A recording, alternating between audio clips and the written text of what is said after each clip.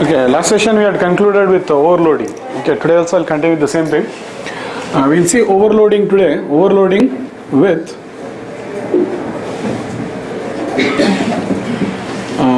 widening. Overloading with widening, boxing, and Varargs. Okay, so now see here, whenever it is overloaded, okay, means when you'll have methods now. See here, just a sample example for that would be class hello. If I am having void m1 int I SOP inside m1 int, and if I am having void one more m1, this is a classic example of overloading, because one is of primitive type and one more is of type integer. So in this case, preference would be given to first which one? The old style. Means if you call the method,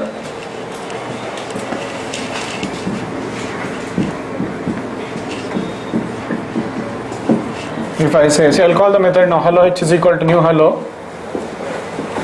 I'll create two objects. I'll have two variables. Int I is equal to, int x is equal to 10, int y is equal to 20, h dot m1. I'm sending both int only. So we are having one int there. Okay, if I send one int, preference will be given to m1 with primitive int, not with the wrapper class. Understood? By chance, if I remove this method, preference would be given to this one. It will execute, but first preference is given to this. So when you are overloading, see, first preference is given to widening. I'll explain that also. Second preference is given to boxing. Third preference is given to Varargs. This is the order. First preference will be given to widening. Second preference will be given to boxing. Third preference will be given to Varargs. Okay, now I'll go with the first one, widening. Or it's better I'll type it and show it to you on the system itself. Clear? I'll type it and show it on system itself. You can see it there itself. Simple examples, you'll understand there itself. So remember, this is the order. Preference would be first widening, second would be boxing, third would be Varargs.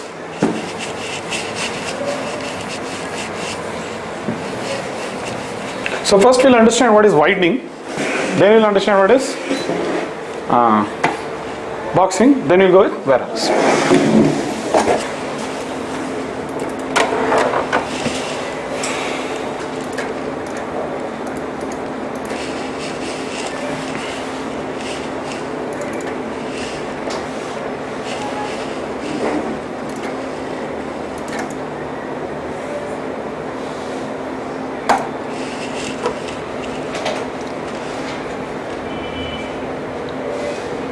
Okay, I completed this wrapper classes boxing. There only you create one more new project today.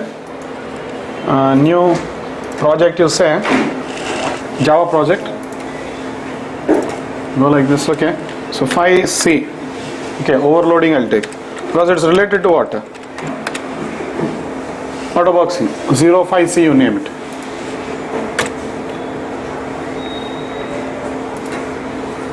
This is the project, 0 phi C overloading. So new package, you can say com.cluster.overload. Give good package names. Okay, let me keep it simple only. com.cluster. Okay, then I'll say I'll have a class called as hello in that. Okay, let's see now. See, first I'll show you a widening, byte B.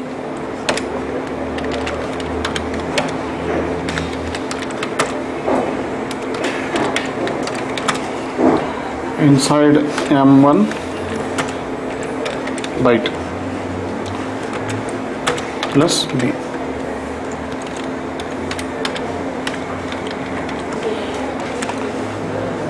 Okay, first we'll understand widening, narrowing.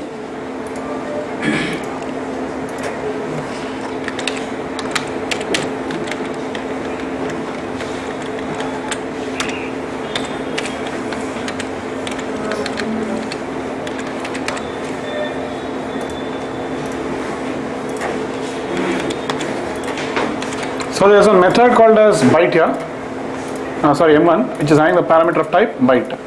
So for this one, I have to compulsory send an argument of type what? I have to send an argument compulsory of type byte only, correct? So I'll send it 1 second. Byte, 1 second, I'll name here as Z. Give any name, let's okay, fine. Byte A is equal to, I'll give a value like 10. So I'm sending the value now. What is the value I'll send? A. So this is valid code and it will execute. I am having only one method here, just notice. I'll execute this program. It executes happily, no issue. But the same byte, if I make it to short, will it execute? No, error. Immediately the compiler reports error here. That's the benefit of Eclipse. You see the benefit of Eclipse also. Even if I try to send int, it becomes error. So now you can only send a parameter of type what? Byte here. Okay, so the value is, see, the value is correct, it's within the size, but it's of type int. 32-bit cannot be provided into 8-bit. Same, you try locally, you'll understand. Can I say int a is equal to 10, byte z is equal to a?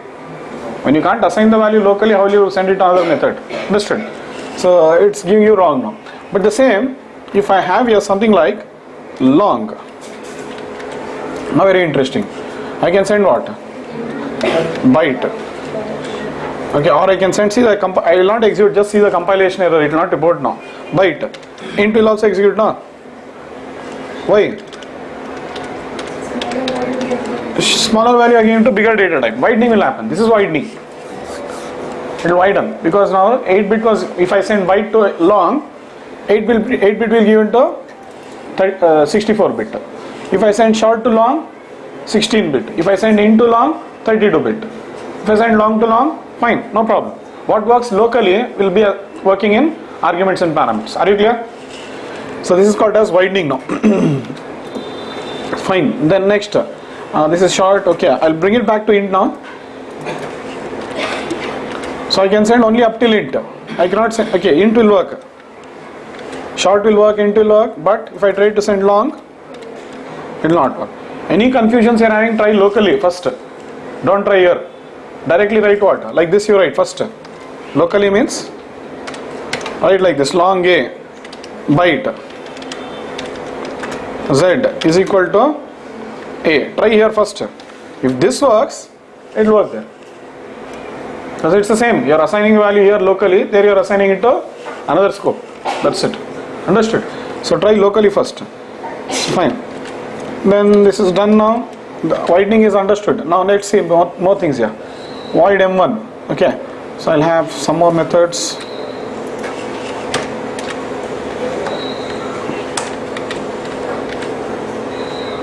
I'll go with byte. I'll go with one with int, one with long, or double I'll take. So double can take any value. Remember that. Double can take any numerical value. It's very big. Understood? Byte, int, and double I have taken. Now see this. H dot m1. I'll send byte. Among the three, which method gets executed?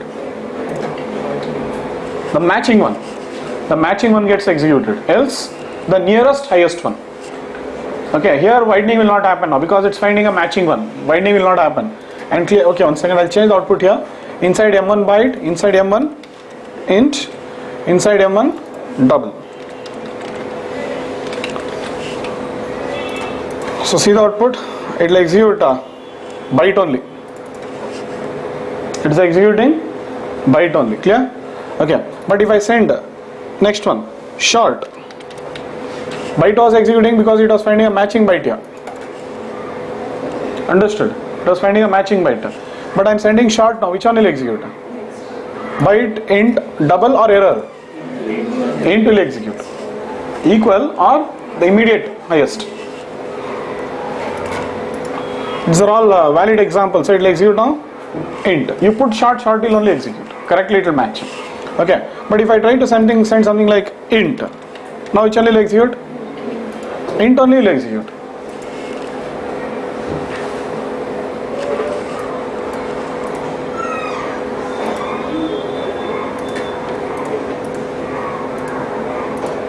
Int only will execute. Okay. But if I try to send long, which one will execute now? Double will execute. Yeah.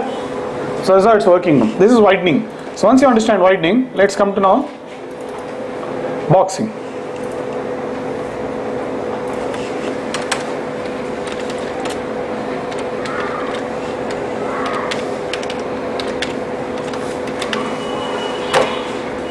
Integer z I'll take. Integer z.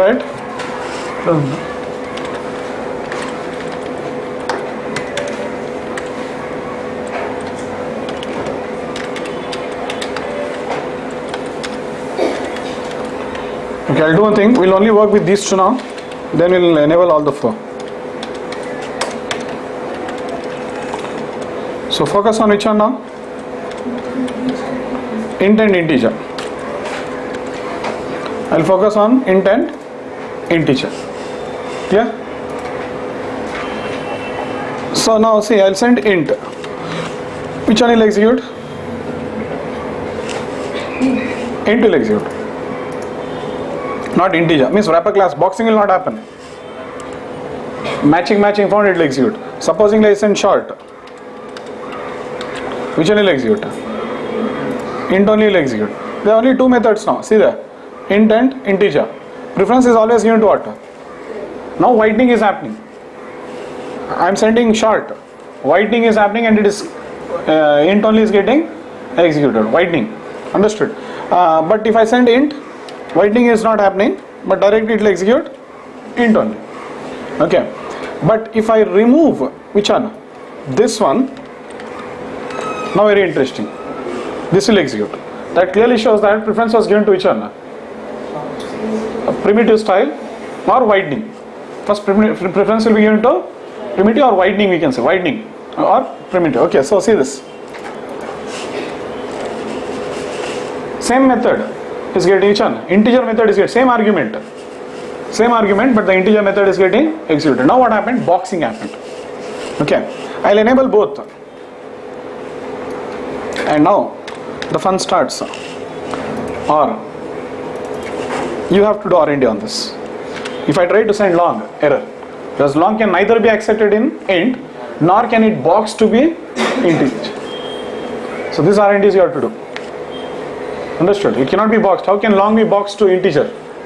It's of type long. You cannot wrap long into which one? Integer. Can I write integer x is equal to new integer of a? Because it's of type what? Long. You know the constructor of integer now, what it says? Pass an argument of type integer. So that's why arguments parameters are highly mandatory. Try this out. Here forget it. I'll try to wrap it here. Why it's giving you error? I'll try to wrap it in integer.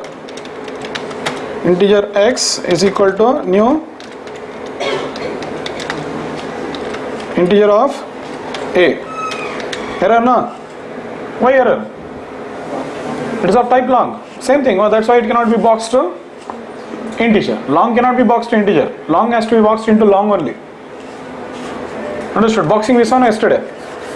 So that's what happens. So this is what you have to do R&D. Anyway, so now coming to this point now, preference is given to which one now?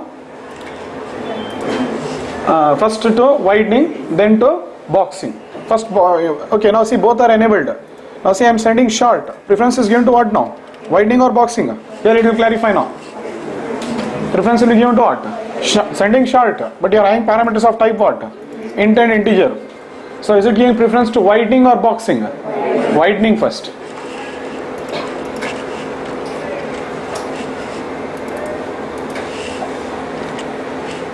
Okay, I think I have not called the method. 1 second. So preference is given to here. widening, I sent short. The integer did not get executed. Okay, fine. Now we'll see the combination of all the three: widening, boxing, and Varargs. So for this, I'll do, for understanding Varargs, what you have to do? At least minimum I'll use two parameters. Then you'll understand. Okay, int. I'll change here itself. Int x comma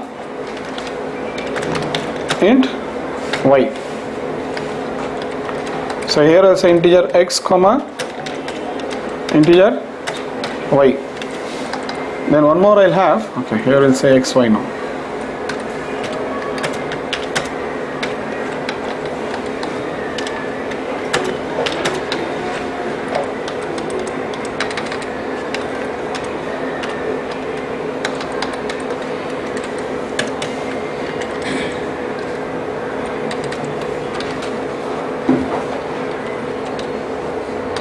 Int dot dot, three dots you have to put for Varargs x inside mn of Varargs, you can say.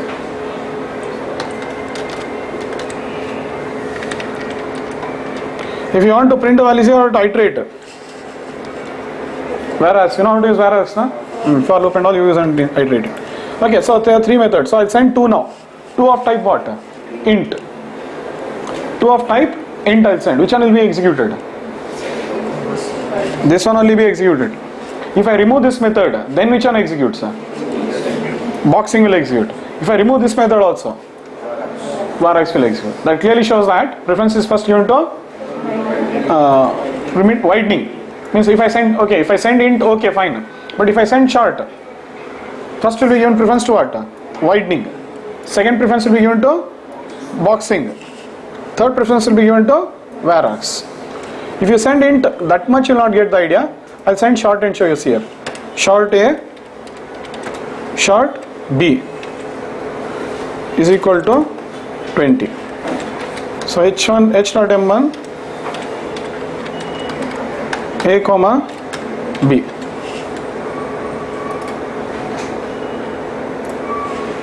A comma B. Now say this. Which one will execute? I'm sending short. First what will execute? Widening, boxing or Varargs? Widening. So first preference is given to that. Okay, widening happened. See int. Which method got executed?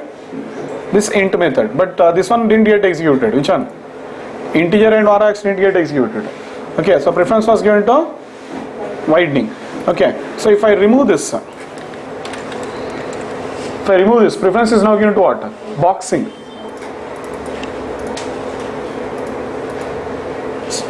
Okay. Okay, it is giving, because we are sending it of type short. It is getting widened and going into what? Varargs. So like this you get confusions. Lately you do R&D and find it out. Understood? But okay, anyway, Varargs was given the preference because why? We are sending short. Short got promoted to int. Boxing didn't happen still. Still boxing is not happening now. It is going with the primitive style only. Okay. If you want to clearly understand that, okay, I'll use int only. I think that would be fine. See int. Int. I'll take int now this time. And now we'll enable. One by one you'll start seeing now. This first preference will be given to what? Primitive int.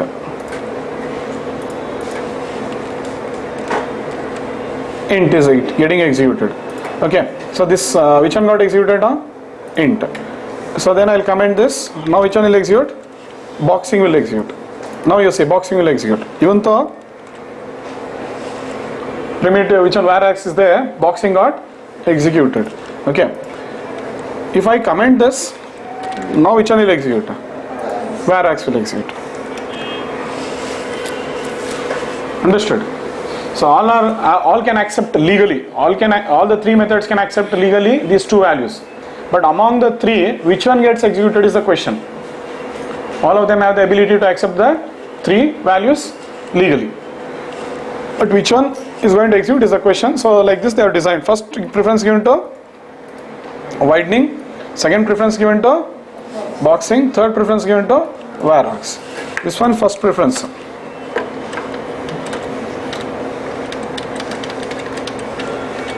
This one is second preference.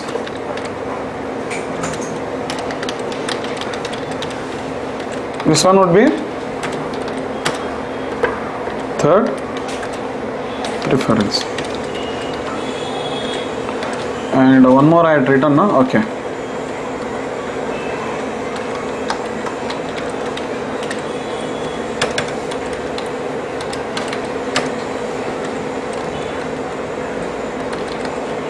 See, in this only I am having two examples. Just understand. If you remove this comment, it will talk about widening. Understood?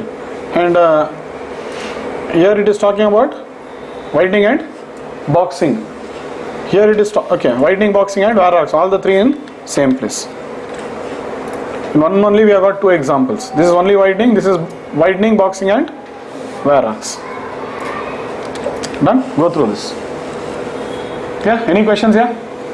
But still more doubts you'll get, and I think that you should be able to resolve with practice now. Understood? But again, practically don't go much deeper into this. This is only important from SCJP point of view. From real world programming point of view, that much difficulty you'll not get, because we don't write classes like this, we work with libraries. You should only have to work with the libraries. Last thing is that. Okay, this completes overloading with what? Widening, boxing and Varargs. Yeah?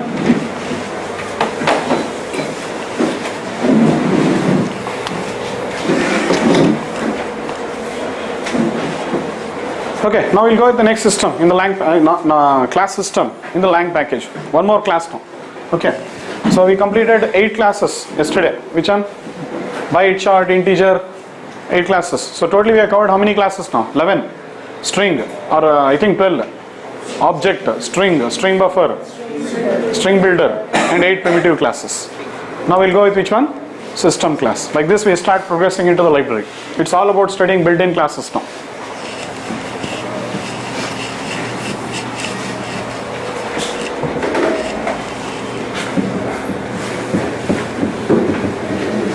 So class system is also what? One more class in the lang package. Now every class encapsulates one information, or it's a known fact now. Every class you take in Java will encapsulate what? Some information. Okay, like string was encapsulating sequence of characters, integer class was encapsulating primitive int. Okay, like that one class will encapsulate one information or data. Now what does class system encapsulate? It encapsulates the information of your system. Your system is there, na? Computer system. It will be having complete information about your system, means operating system and all that. Understood? So class system encapsulates information about the system. Okay, so if you want, you can get all the information about your system using this class. But there are many advantages of this class system. We cannot complete it now. Okay, just see one more thing. I'm not exposing all the methods. We are only talking about the most important methods in all the classes, which every developer uses extensively. Okay, notice that first. Understood? You cannot learn all the methods in one go. As you go on developing the applications, okay, for basics I'll cover something. As you go on programming applications, you'll get some requirement. That time what will you do? You will learn more methods. Because if I teach you more methods now itself, you will not understand what is the use of it. So just we are giving overview, we'll reach one stage where we develop applications within a short time. So that time we'll start using more methods of all the classes. Yeah? So just we are learning the library, exploring the library. So I'll see class system now.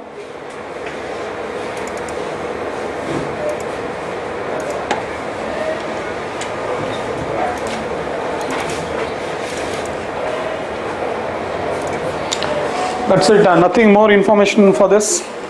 You can, the notes for this class could be only one line. It encapsulates all the details about the system, and it contains only all the members in class system are what? Static members. All the members of class system are static itself. So any member of class system you can access it without creation of an object. Understood?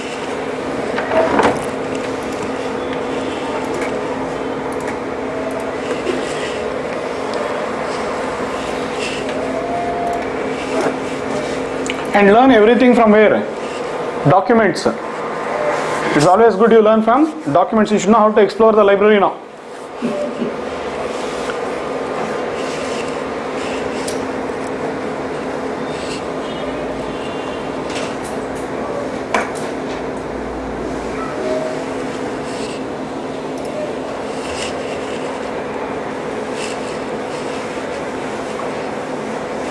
So okay, we are going to learn about class system. See, I'll type class system now. Okay. See, if I type system, this is a very generic word on internet. Very generic word. That time you might find the search problem. You will not get your class system. Okay. So in these cases, okay, what do you do? When some very generic search is there, better you go with the fully qualified class name. Understood? Understood when to go for fully qualified class name. So because system is a very general word. Okay, it can relate to operating system, this thing and all. So what you do now, just type, that's what I told you, should know googling java.lang.system. Now no issue. Immediately on the first link or second link you will get it. That's it. So this is the class system now. So this is this one now, and it is also extending what? Object. So the story will continue. Every class in Java is what? A subclass of object. It designs so many fields. These are the fields, means variables. In is a variable of type what? Input stream. Out is a variable of type. Sorry, in is a variable of type input stream. Out is a variable of type print stream. It is declared as static. Yeah, we'll learn all this. Okay, but these two variables I will cover when I am doing input output. I will not cover these two variables now. Okay, that's what I told. We cannot learn all the members in one go. As we progress, we'll start understanding which one to use when. So these two members, we'll learn it later. There are other members. See here, exit is one method which I'll use now and show you what it will do. Terminates the JVM. Okay, then GC is there. It runs the garbage collector. Its return type is what? Void.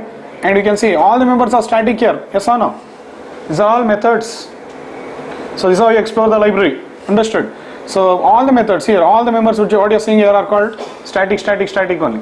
Okay, fine. This is how the class system has been designed. Now, not only that, see here, you should know how to use the library now.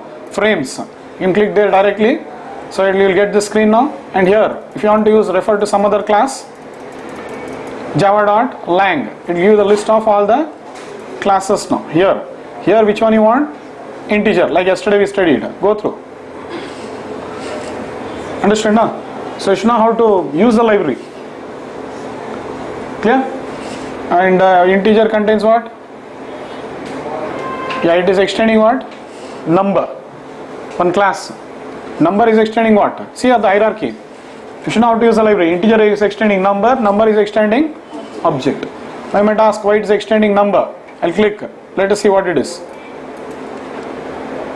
So number. What is number now? Class number. Okay, it is what? An abstract class. See the definition here. It's an abstract class. You should know how to use the library now. Okay, why it's an abstract class? Because see all the classes now, see here, and it's more giving you more information. Class number is extending object. And its known subclasses are which one? Which are the subclass of number?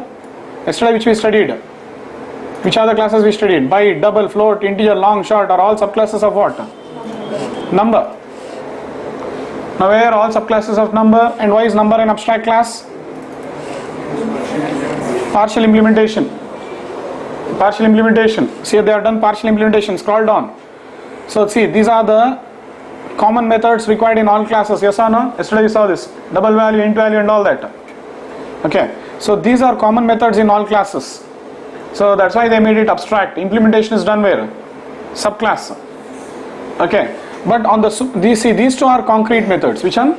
Byte value and short value are concrete methods. Like that you explore the library. Understood? So you should know now why they have used abstract class, why they have used subclass. Understood? A very clear explanation now. So now anyway, we'll get back to our class system. In Lang we are dealing with class system. So what does class system encapsulate now? Information about the system. So let's see what is the program here. A very simple program for this, but we'll be seeing more of class system later. So I'll give you a requirement like write a Java program or write any means you use any language. Use any language. Think like this now. Use any language and write a program to find out which operating system you are using. Okay, then I'll ask again, write a program to find out what is the directory structure followed in your operating system. Like that some questions I'll give you. Now these are very difficult to write in what? Other languages. I'll do nothing here. See here. Just tells us system.get property. What is that? What is get property? Method. What is this?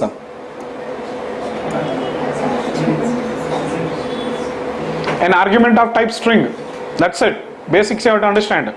System is a class, get property is a method there, static method, and I'm sending an argument of type string. os.name, user.name, java.version. Find out, write a Java program to find out which version of Java you are using. Find out what is the path, value of the path variable. Write a program to find out what is the path variable. Write a program to find out what is the value of Java underscore own variable. You don't, so it's very simple here. Just I'm calling what? One method and sending some argument there. Now see this. Run as Java application. All the details you got. Hello world. Which operating system I am using? os.name. What it is? Windows Vista. Okay. What is the? See, in on computer you can have how many users? Many users, na? I am logged in as which user? Class 1. In your computer you will give names, na? Your name, your sister name, something like that. So you log in, but one operating system can have many users. So os.user.name means it will give the name of the user you are logged in. Java.version. Which version of Java I am teaching you? 1.6. What is the value of path variable? See, this is the value of path variable. This is the value of path variable. So much big it is. Understanding now? If you want, I'll type and show you in which one. DOS prompt. And what is the value of Java home? This one. Okay. So if you want, you can go to DOS prompt and check. Echo percentage path percentage. See that? Same value you can see. Understood? Echo percentage Java underscore home. It is case insensitive, no issue. Correct, done? So, but in your program you are writing this and getting the output. You're following? You are getting the name of the operating system and all that. So it is actually encapsulating what? What I am trying to say is it's actually encapsulating the information about your system. We can get the complete information about your system here. Clear? And what are these now? You might have a question. I understood everything. I am not understanding os.name, user.name, or how do I know this value only to be given? Okay. Yes, you have to give this string only. But how do you know that? Yes, again document. For anything any doubts, don't come to me only. Doubt should be resolved where? On libraries like this. Browse here. What does this method do? What does that method do? It's clearly telling you. Okay. So scroll down. Okay. Just scroll down. You will find somewhere. See this.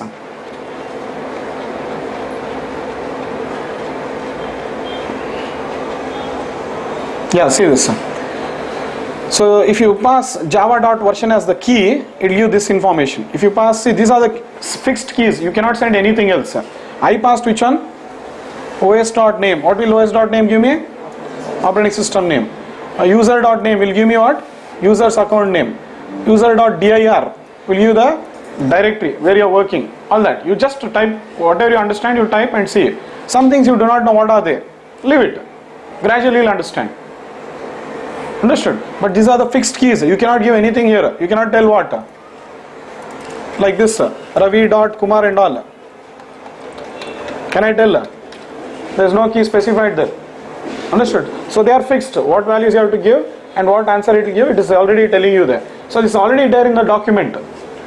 Understood? So how good you are able to browse through the document or library, that better you can start getting the output here. Are you clear this? So here getting solution is important. But you can see that the advantage of this is what? In other languages you write the code for all this. But did I write any code here? Just one line. See this. This one line will give me information about what? Operating system. This another line will give me information about what?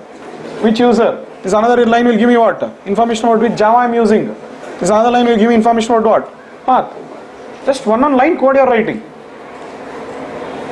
Are you clear? So we do not write any code in Java. Library is so rich, like we get tired of learning the library here.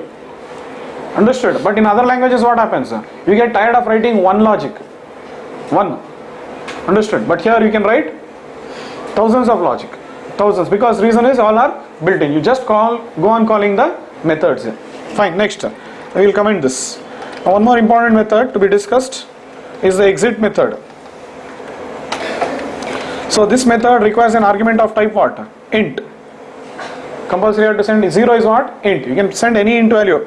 2 also I can send. But compulsory it should be of type int. You can go in the refer in the document.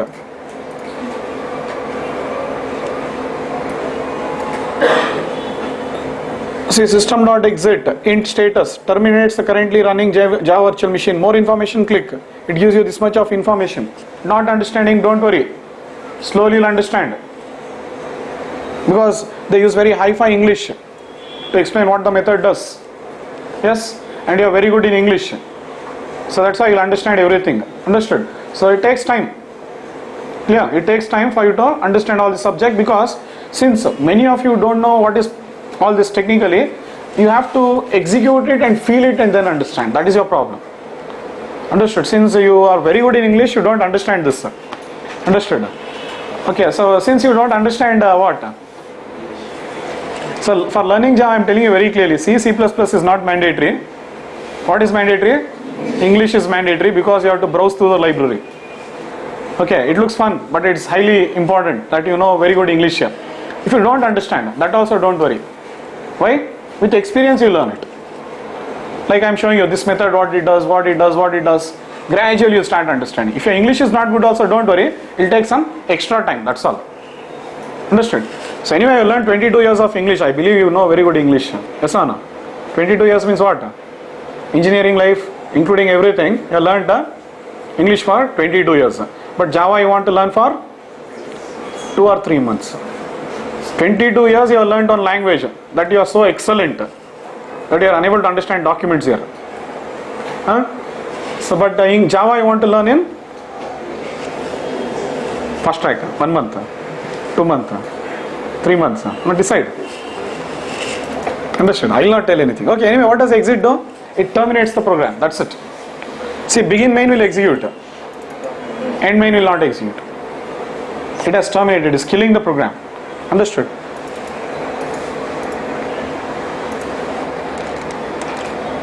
Begin main. Where is end main? Not executed. It terminated. The program got terminated. Clear? Fine. Any questions in system class? But again I use it. You know your next question will be system.out.println. Yes, we'll see that. No problem. Because I have not covered all the members of class system. How many members of class system I covered? Only 3. Get property, get env, exit. Okay. One more you have seen. Which one is that? Remember all. GC method. System.gc. That's also a static method present in class system. Now see, things are getting clearer. What do you use? Same thing you are studying now. Okay. So if you want, you can go on top. Means it will give you the list of all the members. So do not learn Java without this document. It is useless learning Java without the document. That's why I am teaching you every day on documents. Okay. See, in your college also you learn Java. I am not telling no. But you never knew there was a document like this. That's the worst part of it. So I really don't know how you learn Java in college. It's a serious factor. Understood? Yes or no? You learnt. But how you learned, God only knows. By hearting or something. But here I am telling you very clearly. Tomorrow morning Java exam was there in your college. What you are doing? Night you are by hearting. Here tomorrow don't by heart. You want to work in the company, don't by heart. You have got libraries here. Beautiful libraries there like this. You have got a very brilliant editor like this. System dots here.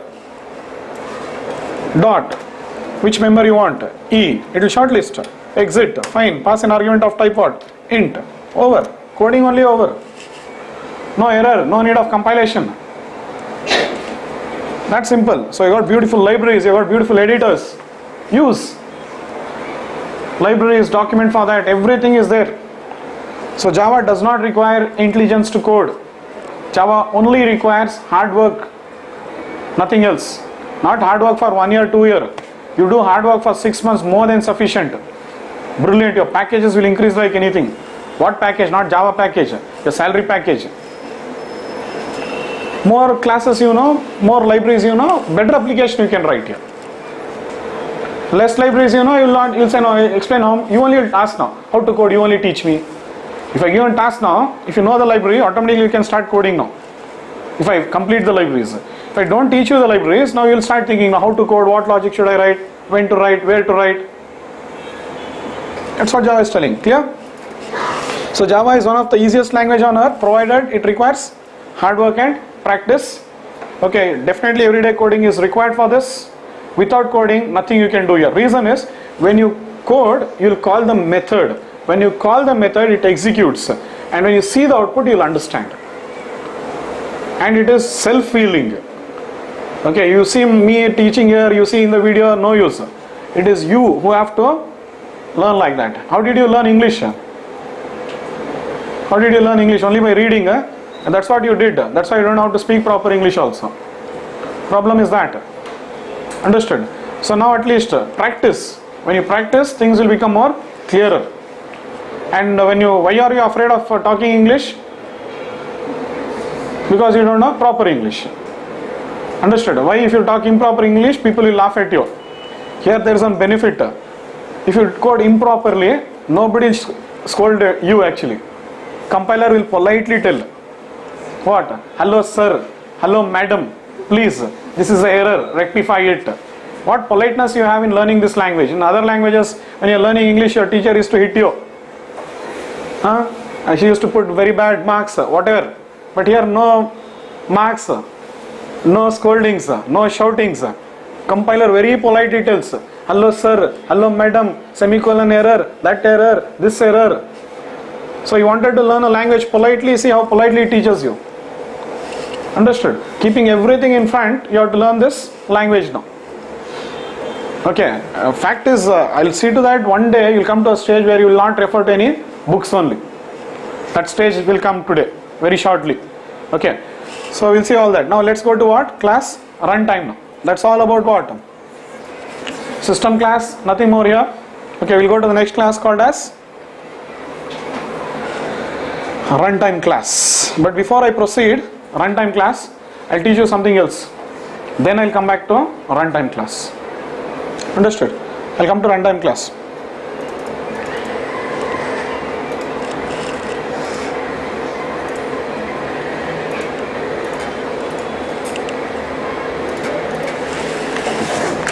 See, in Java what has happened, Java gave all the data types and they said code. Later on you are seeing they are telling not to code. Yes or no? They are giving brilliant libraries. Now coding a class in Java is not easy. Okay, first thing is, means writing a program in Java is not that easy as you are thinking. Because of libraries we are comfortable here. Not only in Java, in any language programming is tough only. Okay, and these problems you'll understand when you start developing applications. Coding in any language is tough only. So that is when there is something called as design patterns which came out. Okay, what are design patterns? You'll understand shortly. This is the introduction.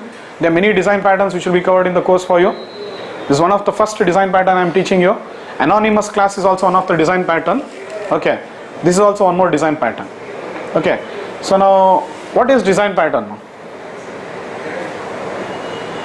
You are good engineers, you know how to define very well. Pattern in which you design something is called as what? Design pattern. Definition is correct, answer is correct. Okay, what is design pattern? The pattern in which you design something is called design pattern. But let us still see it in a standard way. Okay, so the topic is design pattern.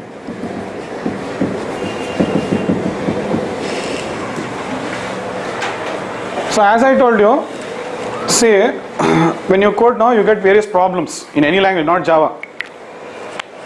So for one type of problem, they gave one type of design. Okay, they gave one type of design. It's called as object oriented analysis design or something, no? OOAD. Okay, or we call it as so object oriented analysis design. So something like this they came up with.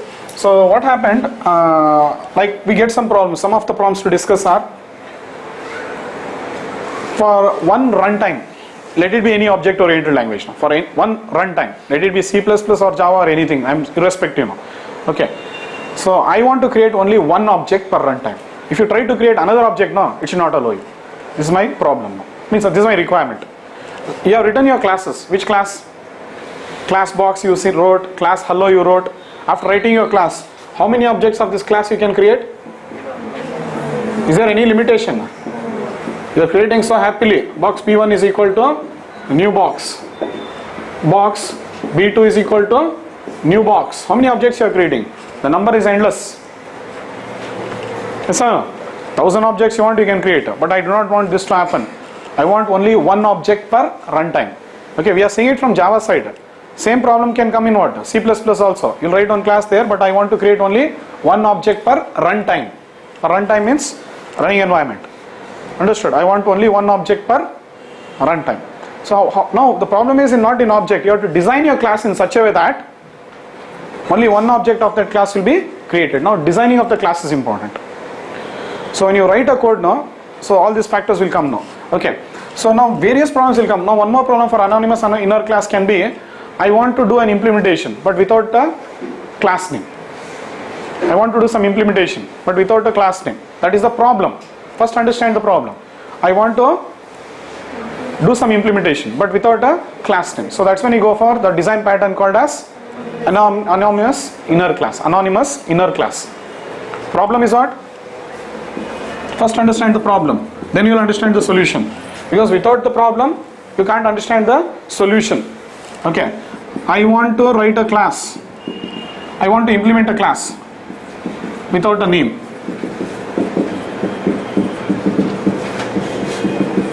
So that time we go for what? Anonymous inner class. Then next problem. So this is the design pattern now. See, instead of telling a big story, you write on class, inside that write on instance variable, then you declare do the implementation there. Instead of telling big stories like this, what they tell is, they give one good name, anonymous inner class. When I say, when this is a problem, I'll say, you'll question me now. This is your problem. If you question me, what will I say? Just use an anonymous inner class. So discuss, it becomes easy. So for one design, they give one name. Understood? Now I'll come up with one more problem. I want to create only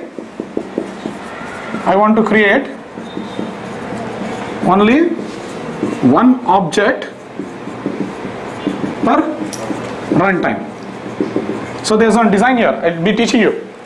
Okay. And the name of the design pattern is called as singleton. So this is a very important interview question. What is singleton design pattern? Singleton design pattern is used for creating, means designing classes where you want only one object per runtime. Understood? Singleton design pattern. I'll show you how to design it. And now see, these design patterns is not given by Java to you. That also you clearly understand. This design pattern is not given by the language people to you. These design patterns are given by whom, you know? Means these recurring problems are coming in all languages. So that is when some top level programmers, they had great experience. They sat together and they came up with some designs. Okay. And they were 4 people and they called their own company as GOF, means Gang of 4. They named their consortium as what? GOF, means Gang of 4. Consortium means one organization. Okay, they named it as GOF. So and after that, whatever design patterns they gave, it's the full form of GOF is what? Gang of 4. And after that, Gang of 4. So they released some design patterns. So many design patterns they are released in the market. So today when we want to code now and we have a problem, in any object-oriented language, we'll use these design patterns. They are called as GOF design patterns, and widely they are known as what? GOF design pattern. One of the GOF design pattern, there are many here, understood. One of the GOF design pattern is singleton design pattern. There are many, like example, observer pattern, okay, factory pattern, many are there. We'll understand one by one later. So when you want to write some code now, first decision is you have to take this decision. What decision? Whether you'll choose which data type you'll choose for coding, whether you'll choose class, subclass, abstract class or interface. Not in Java, in any language you have to take this decision. In any object-oriented language, you have to decide first which data type to choose. And all data types are telling very clearly. Not only in Java, in C++ also. Class should be used when you want to do concrete implementation. Subclass should be when you want to do add or change implementation. Abstract class is used for their partial implementation or no implementation. There, for both you have got only one. But in Java you have got 4 data types. Okay, so it's very clearly told. You take any object-oriented language, they have given you data types for implementing OOPs. They have given you data type for implementing OOPs, and one data type has what? One specific reason. So when to use is over.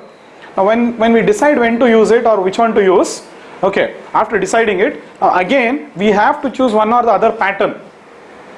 Then only it will become a very good class. So even when you are using so many built-in classes, Java also has taken some people also have taken into account all this. All their classes are based on one or the other design pattern. And they are using one or the other design pattern. And apart from that, what they do is, this one, they will be deciding whether to go for class, subclass, abstract class. I was just showing you. Some are classes, some are subclasses. So keeping all this into account, then you can write code. Understood? So it's a big story of writing what? Code. So that is why Java is telling its developers, do not write any code, use our library. So this much of difficulty arises when you start coding in other languages. Understand the difficulty in coding other language. Understood? And it means you have to decide which data type to use. You should learn how to use it.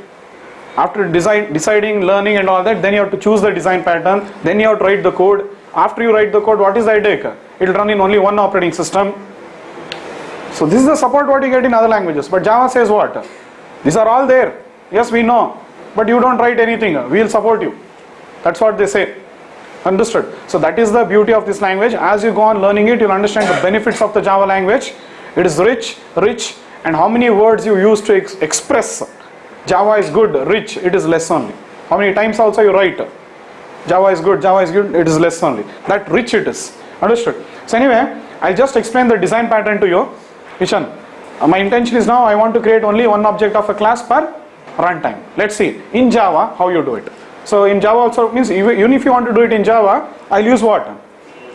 Golf design pattern. Now is Golf design pattern given to you by language? No, Java is not giving you it. They designed, all object oriented languages are following it. In C++ also this story will come. So let's see how to implement a singleton design pattern in Java now. Like that you should study. Understood? Let's see how to implement a singleton design pattern in Java class, in Java now. So I'll write a class which will be singleton. I'll write a class now which will be singleton means what? Whatever you do, only one object will be created now. After that, no more objects will be created. Clear? Are you clear with all this? Any questions? So understood the problem. First understand problem, then you'll understand the solution. Now why am I taking in this way? Because class runtime is based on singleton. The next class which you are going to learn is based on singleton design pattern. Understood? So if I tell you class runtime is based on singleton, you will not understand it. So for that I have to give you an overview of what is singleton, and then I have to explain you how they have designed the class called as runtime. So this is how the story starts. One by one we have to cover. Shall I clear everything? There are many patterns. We'll cover all the patterns. Okay. And these are definite interview questions for you. Write a singleton design pattern class. Write a factory pattern class.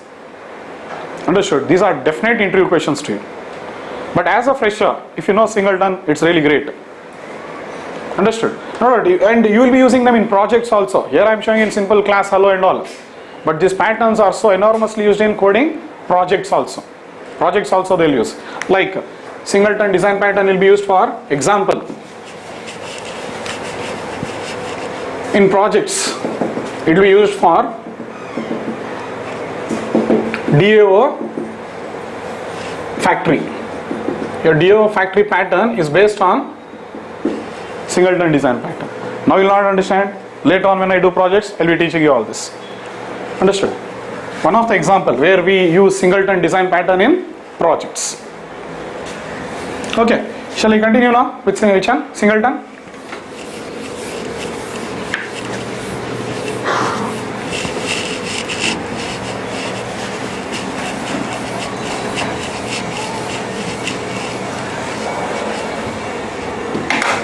Can you design the class?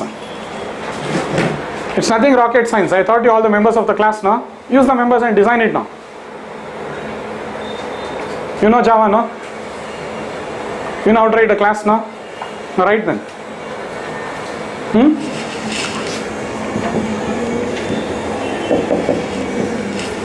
So this is the class, hello. I'll see to that only one object is created. For that, what I do see here.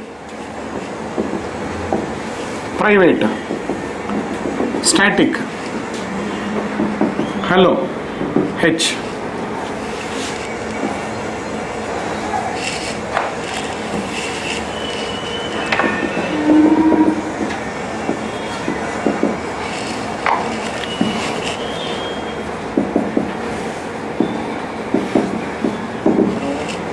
H is equal to new hello.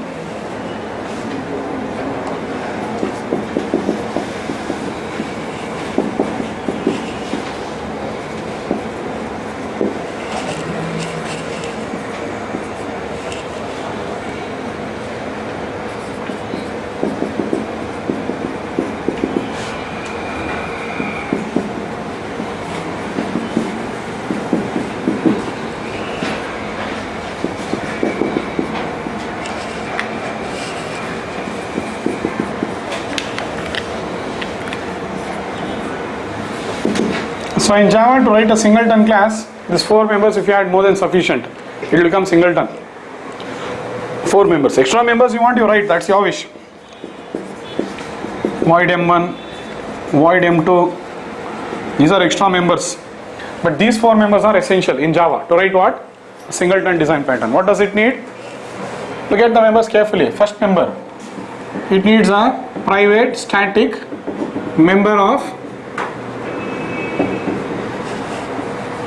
the class type, same class type, same class. See there, name of the class is hello. What is the static variable name here?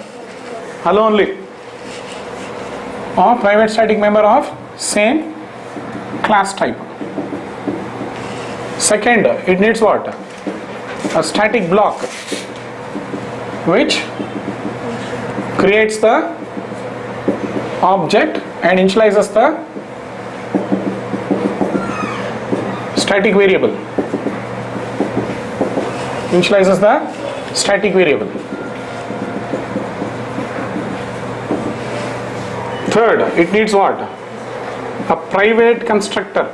Why you need a private constructor? Because you don't want the object, means constructor to be invoked from outside. You don't want the constructor to be accessed from outside. Means you cannot create the object of this class from outside the class. Yes or no? You cannot create an object of the class from, if you can't access it, means you cannot create the object outside the class. We'll see one by one. Then you will have one static method which returns the reference of the object. Which returns the reference of the object. These 4 things. Extra methods is your wish now. This and all is your wish. These are extra members. How many extra members you want? You write now. So this is the class. So how many members are there now? Mainly 4 members. Other members okay. So this is how it has been designed. Now let's see how to work with this class now. Class demo PSVM. Yes. Class hello PSVM. Yes. So I'll try to create the object now. Hello h1 is equal to new hello. Can I create the object first of all? I cannot create the object. Why? Constructor is private. I cannot access it only. There is no point of accessing the constructor. So I cannot create an object like this. Okay. Since I do not want the object of this class to be created outside this class, I made the constructor as private. So this goes wrong now. Now how to call M1 method? But I want to call M1 method. And if you see, M1 method is instance method. My intention is to call what? M1 method, which is a instance method. But to call M1 method, compulsory I have to create what? Object. Till I create the object, M1 cannot be accessed. Yes or no? Yes. So fine. Anyway, my intention is to call M1. Now what I'll do? I'll forget all that. Simply I'll say hello dot. What will I do? Can you say? Get hello. Finished. What happens now? You are accessing a static member. Which static member you are accessing? which there are three static members here. One variable, one block, one method. Block you can't access, forget. Variable you can't access because it's private. But definitely I can access what? This method. I'll access it. So now what happens, as soon as I access a static member, what happens? Class is loaded. Class is loaded. When you access the static member, class is loaded. As soon as the class is loaded into the JVM, what happens? Static variable is declared and initialized. Okay. And immediately what happens? Static block executes. As soon as the static block executes, initially H was null, but now it will be initialized to what? Object. Means one object gets created. So the private constructor is called where now? Within the same class. So if you declare your constructor as private, you can create the instance of the class within the same class, not outside the class. That's what happens. Anyway, H is initialized and the constructor got invoked. And H is initialized now. And that is the value of H you are getting here now. Perfect now. It is core Java at its best. Understood? It's core Java at its the best level now. Okay. So just 4 members you concentrate. Forget M1, M2 now. Understood? So hello.getHello, class is loaded, static variable is declared and initialized. When H came to life, it was what? Null. When static block executes, it will become what? Initialized. Constructor is called. It is ready. GetHello is returning what? The reference of that object now. It is returning the same address. So H1, now the return type, I have to accept it. Else what will happen? I cannot work. So object is created. Now I will call which one? M1 method or M2 method also you call. You can access all the other members now. Fine. Now see, again I want to work with means another variable. Fine. Hello H2 is equal to hello dot what? Get hello. That's all I can do. My H2 also will refer to what? The same address. Now object is not created. It will simply return the value. First time object will be created. Second time H is already initialized. Simply it will return the reference. Hello H3 means here one object is there now. H1 also is referring to the same object. H2 also is referring to the same object. H3 also, if you use, all will be referring to the same object. I can call H2.M1 also. H2.M1 also. Now hello H3 is equal to new I cannot say. New I cannot say. I cannot access the constructor. Whenever I want to work with that, hello dot get hello. So now see, only one object per what? Runtime. That's it, over. Understood? So now coming to the concept back here, why did I make this as private static? Private means nobody should access and change it now. If it is not static, what would have happened? See here, h1 dot h is equal to null. If you dereference it, what will happen? Even h2 will get what next time? Null value. h3 will get what? Null value. I don't want anybody to modify it. So that's why I made my member as private. Now why did I make it as static? Because it should be initialized as soon as the class is loaded. And in the static block I am initializing it. Understood? Now why did I make my constructor as private? I don't want anybody to access the constructor. But remember, if an object has to be created in Java, compulsory constructor has to be executed. So that's, but I am seeing to that my constructor is not accessed outside. But constructor has to execute for an object to be created successfully in Java. So it will execute. Okay, but the constructor is accessed within the same class. Then this is a static method. Why it's a static method? Because without creation of an object, I'll call this method. This is the one method you will have here. In your singleton class, one method you'll have which is static, which returns the reference of that object. One method is compulsory, otherwise you'll never get the reference now. If I don't write this, object has been created, but how do you get the reference to it?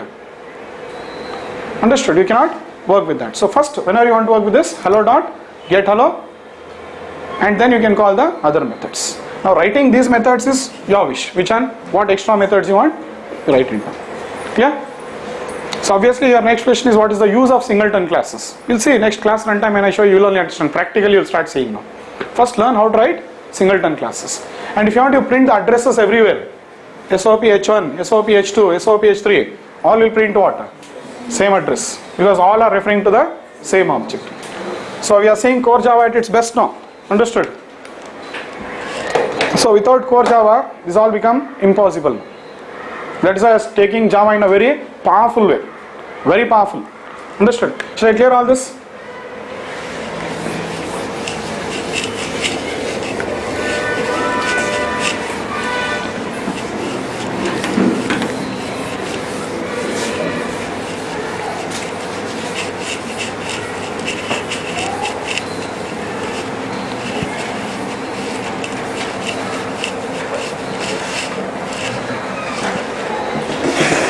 Apart from that 4 members, you write any member of your own. Okay.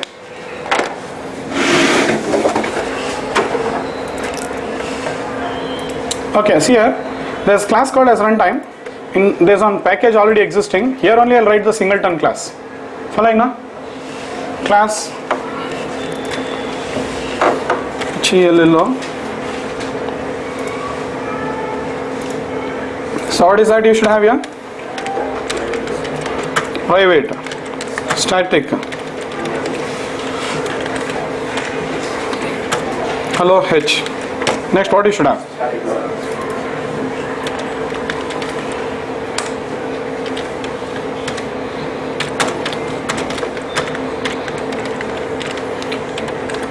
See here, you have to write the constructor explicitly, because if you don't write the constructor, what will be the constructor?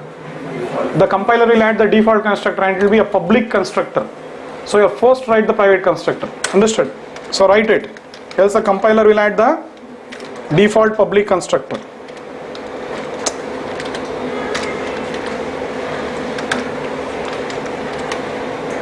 If you want, you can put on SOP there. That's your wish. I will not put it now.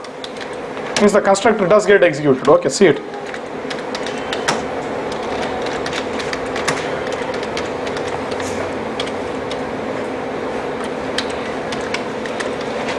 Static block also I'll put inside static.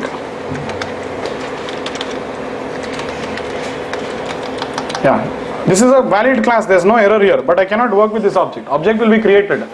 Okay, but the thing is, I cannot work. So for that, what will I do? Public, static, mandatory. Now why did I make it public? Because I can access this member anywhere in the any class, any package. If you don't make it public, now restricted access will be there. Okay, public, so public static. Any name you can give. It's not that you say get hello only. I can write fun also. But generally the method names will be similar to the class name, like that. Get hello. What will it do? Returns H. And if you want, I'll put here also an SOP inside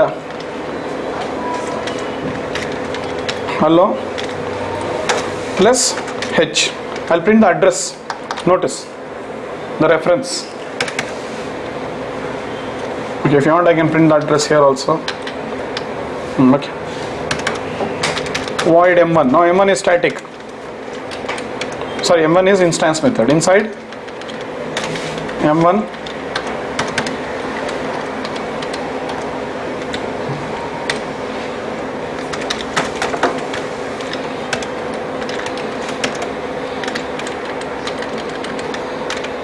okay. My intention is very simple now. I want to call M1 and M2 method. So what will I do? I'll create one more new class which contains the main method now.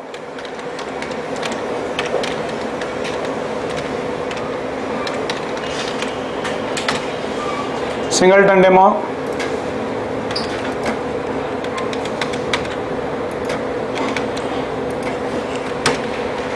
See now, I'll try to create the object. Hello H is equal to new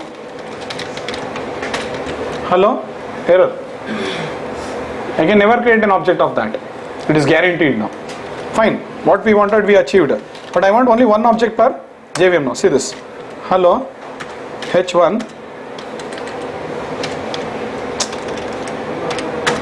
is equal to get hello. Yes, valid. Fine. There is no issue.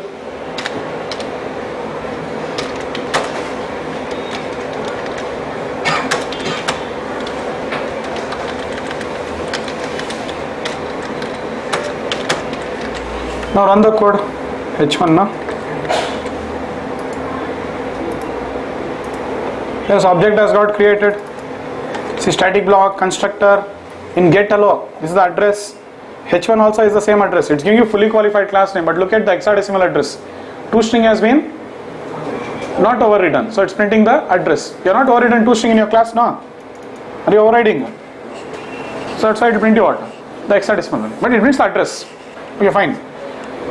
Now I can call the method. Which one? H1 dot M. You call it. H1 dot, both the methods you call. That's your wish.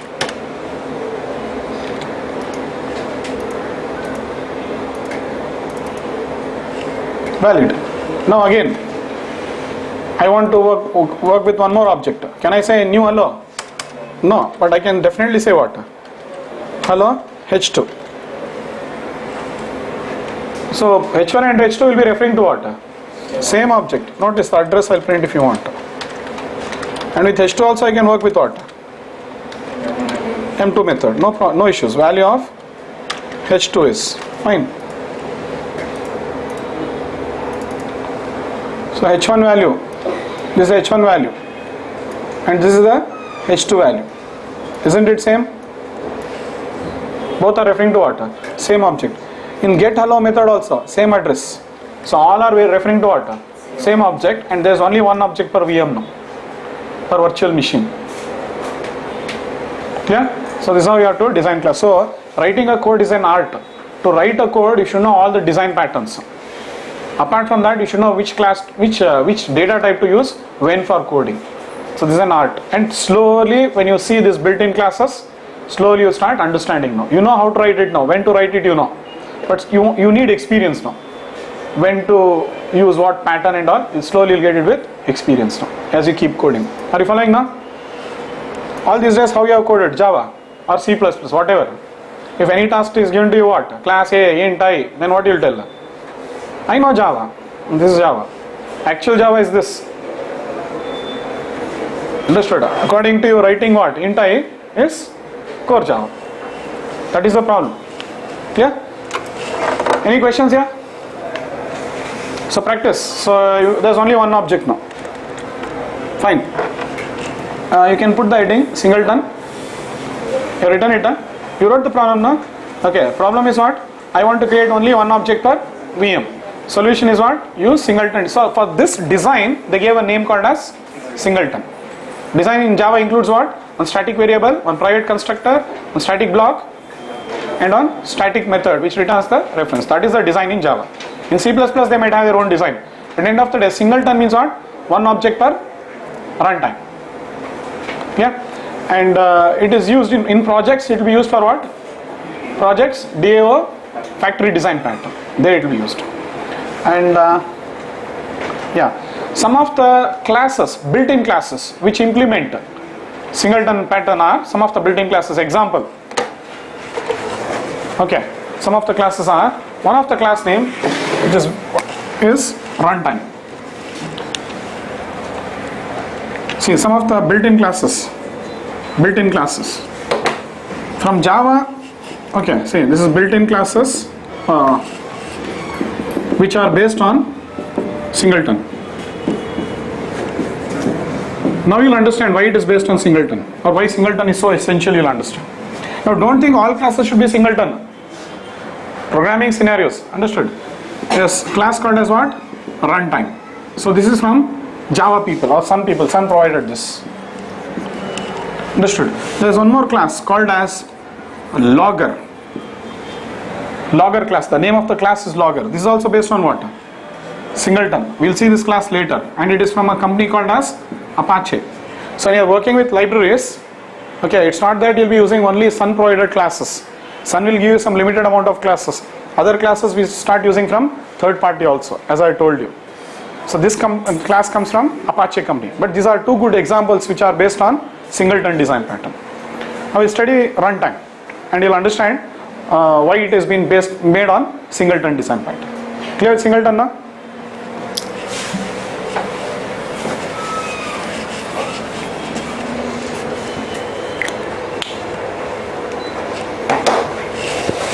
See here, this class runtime encapsulates information about what? Your runtime now, JVM. Here precisely it encapsulates information about your JVM, and you can get a lot of information. Every class encapsulates one other information, remember that. Okay, so it encapsulates information about your JVM. So in it gives you information about what is the free memory, what is the total memory consumed. Understood? What is the total memory? Like that, many methods are there. You call the method, it will tell you the information. Okay, so see the output first, then we'll talk about that.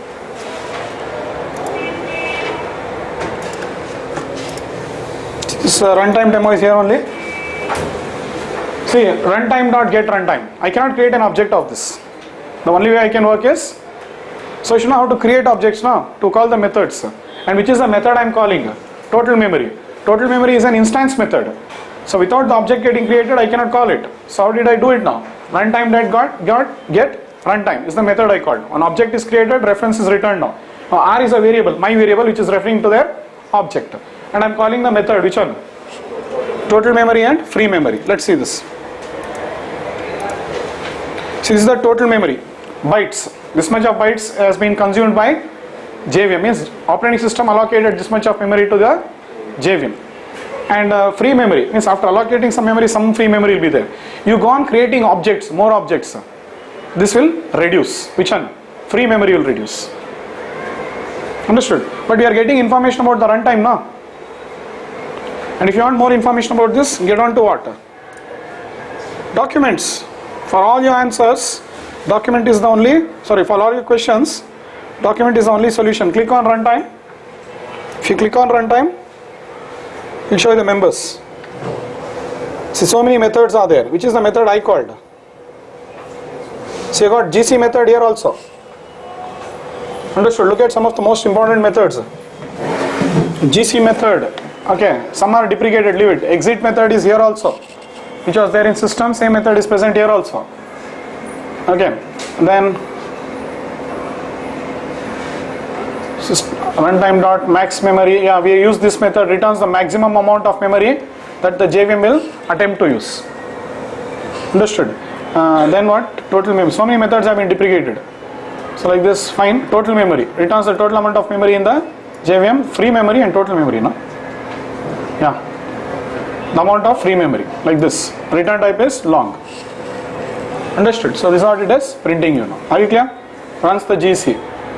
And then some more methods are there. Run finalization. See, this method I'll be introducing shortly now. Run finalization is a method where?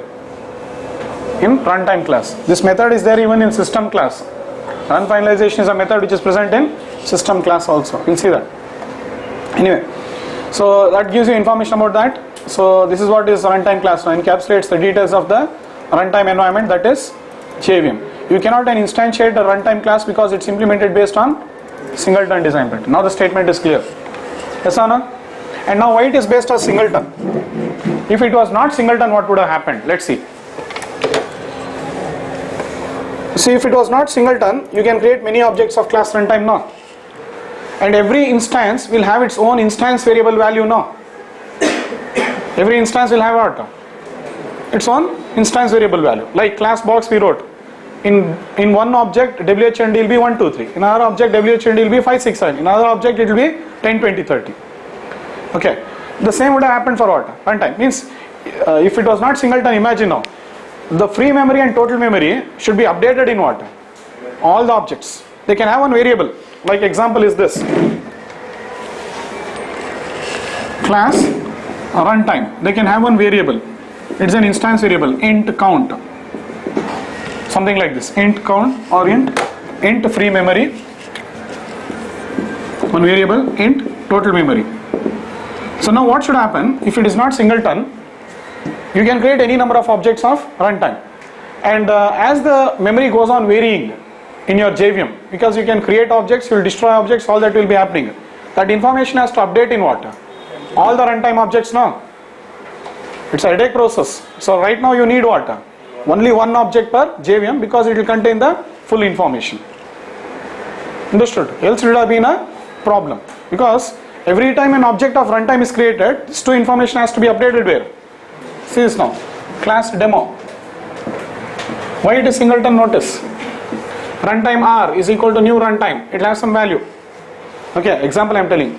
Runtime R is equal to new runtime. One object will be created. Runtime R2 is equal to new runtime. So it will be having some values. Then later on I will go on creating other objects. Which one? Box B is equal to new box. Box B2 is equal to new box. Hello H1 is equal to new box. Test T is equal to new test. Okay. Or string buffer SB is equal to new string buffer. Now later on these objects will be destroyed. As soon as they get dereferenced, what happens? They get dereferenced. So every time you create the object, that value has to be updated where? In both these objects. Every time you destroy the object, the same value has to be updated where? Both these objects. Like that we have got runtime object 2. Supposingly if I have 10 runtime objects, what would have happened? It would have been very difficult. So that information has to be updated in every runtime object. So it becomes very difficult. That's why they saw to that they needed singleton here. That was the problem. They want only one object of a class to be created. So that's why they base this. They are making this class as singleton design pattern class. Otherwise it would have been very difficult to take control of the information here. Clear? Fine. So always you should understand subjects like this and concepts like this. Okay. Next we'll get into memory management. The next heading now. System over, runtime over. The most important subject which you are looking for all these days, which one? Memory management or garbage collection in Java. How it happens.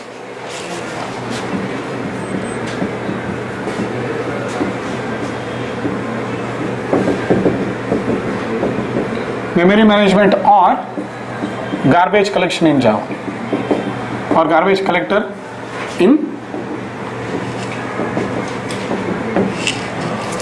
Java.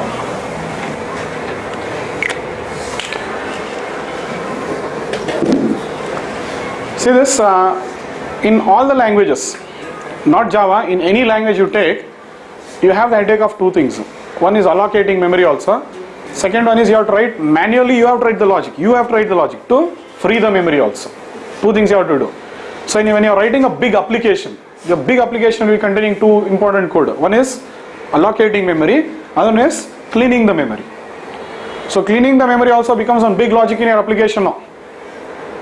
Understood? So Java people saw this problem. Like example, in C, to allocate memory, what you say? malloc or calloc. This is for allocating memory. In C. For destroying memory, what will you say?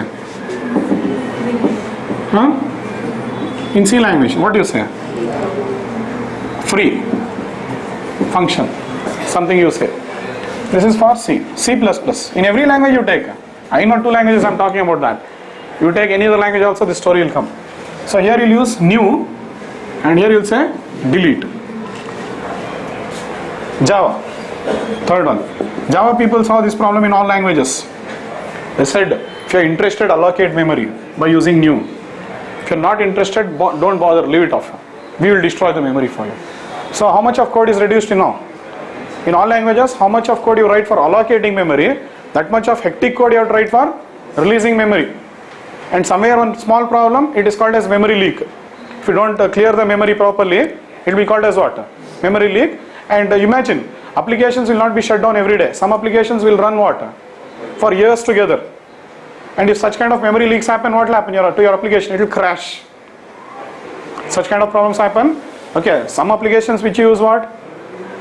Like Word, Excel, they don't contain any data and you will open and close it. But some applications are there like Gmail, Facebook and all that. So these applications are ever running. And such kind of memory leaks go on happening every time the program gets executed.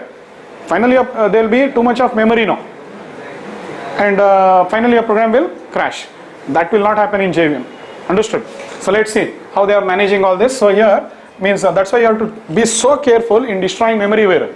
In other languages. But in Java we don't bother. Understood? So in Java, to destroy the memory, destroying memory is taken care implicitly by the JVM. Implicitly by the JVM. Manually will not do anything. It will be taken implicitly by the JVM. So what the JVM will be doing, it will be constantly observing the heap. Constantly it will be observing the heap. When it finds that there are too many dereferenced objects in the heap, automatically it will only come and collect the dereferenced objects. Periodically it will be running. Periodically means when we don't know, like whenever it feels like running, it will run, it will be observing it. Whenever it finds it has reached a certain limit, that there are too many dereferenced objects in the heap, the JVM will execute the garbage collector. Garbage collector is nothing but one program. Okay, the garbage collector will come and destroy all the objects. But before destroying all the objects, what it will do? On all the objects, it will call finalize method. On all the dereferenced objects, it will call finalize method. But very neatly we'll see this. Understood? Okay. So this is a very simple story now. So I have prepared a document for this. You can read that document. That will be more than sufficient. In fact, memory management, that information what I give you is more than sufficient. Shall I clear all this?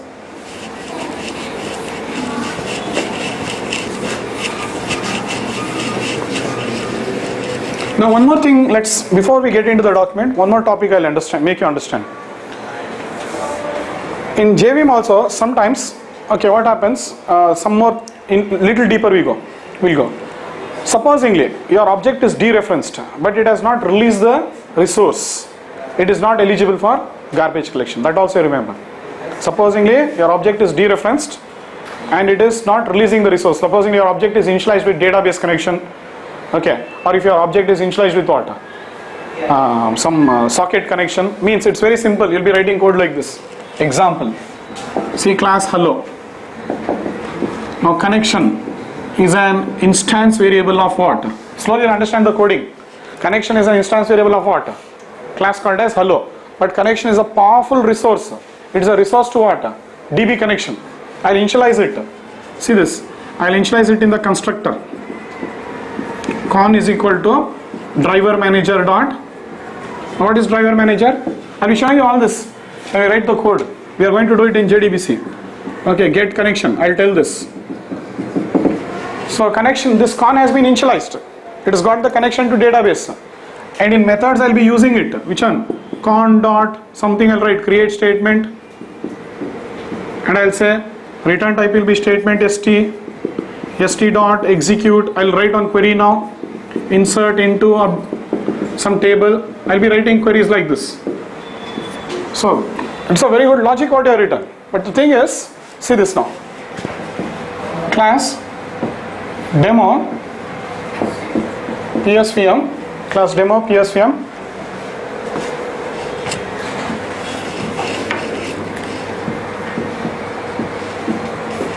See this. Hello. H is equal to new hello. So what has happened? The hello object has got created. Con is a variable which has got the connection to the database. Perfect, everything perfect. H.m1, it is inserting values into database. I'm calling the method. Everything okay. But I'll say H is equal to null. So this is dereferenced. But the object is not eligible for garbage collection. Understanding now? So this will cause memory leaks in your program. So developer has to take care that all his resources are released in his object. To release this kind of resources, what Java is telling is write the resource release code in finalize method. See, end of the day, these are all methods. Driver manager is on built-in class. Get connection is on built-in class method. Get connection is a method of what? Driver manager. Connection is on built-in class. We are initializing it. So like this, we'll start working with the library. Understood? Then next, I'm calling one method, statement. All this is fine. Now in the finalize method, I should release the resource. How will I release it? Con dot close. Close is a method in what? Connection. There's a method. If I call that, connection will be closed. So now what happens? It is dereferenced. Once it is dereferenced, what happens? This is dereferenced object. This is dereferenced. Garbage collector comes to collect it. Here I have written what? Con dot close. Understood? So finalize method will be executed. What happens? First database connection will be disconnected, and now it is eligible for garbage collection. So Java people designed finalize like this. But no developer depends on finalize. Generally developers will be releasing in methods only. You go and see in companies, they say even Java itself is telling don't depend on the finalize method, because sometimes that finalize will not be executed and all that. Okay, so don't worry about all that. We'll be seeing when we code applications, you will only understand where to initialize resource and where to release resource. But remember the point that all resources will be released in methods only. We'll see it how you do it when you write applications. Yeah, like you'll be doing it here. Con dot close. And initialization also where will we do? in methods itself. Con is equal to driver manager dot get connection. We'll see how we'll do resource management. This is called as resource management.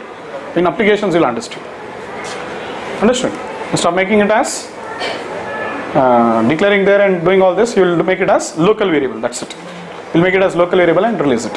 Fine. Are you clear with what is which objects are not eligible for garbage collection? Objects which are dereferenced but are initialized with resources are not eligible for garbage collection. That's what I'm trying to say. Okay, just an example for that. So all this is fine then, and more things. See now, before we proceed also, one more point I'll tell you.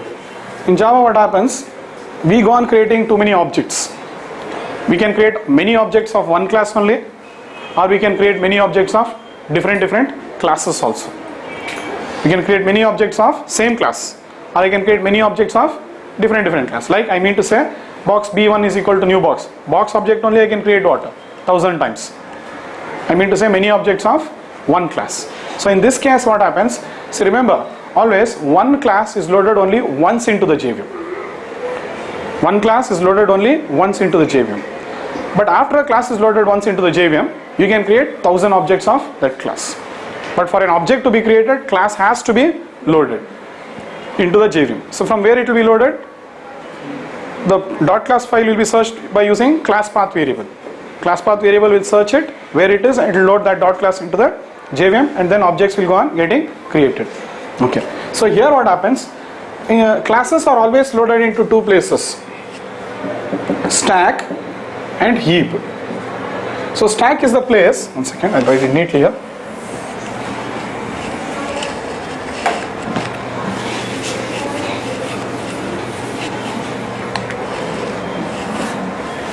So this is stack, this is heap.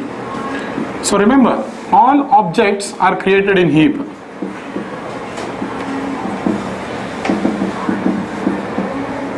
Clear? Here, all classes are loaded in stack.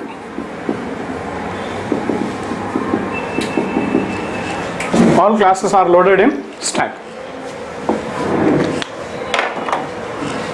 Okay. Now we'll see the first problem. Now assume that only one class is loaded, but too many objects are created of the same class. That time space will not be there in the heap. Space will not be there, and all are referenced only. All are referenced. They are not dereferenced. Okay. So in all are referenced, but too many objects get created. So that time there will be no space in the heap, but all are referenced. Understood? So that time what happens? You get an error called as virtual machine error. There's an error called as virtual machine error. And don't worry, what is this? It's only basically a class, Java class it is. Understood? It's a Java class. Here V caps, M caps, E caps. I'll be talking about this built-in class very shortly. Okay, this is also one class. And it has got two subclasses. Which one? Stack, overflow error, out of memory error.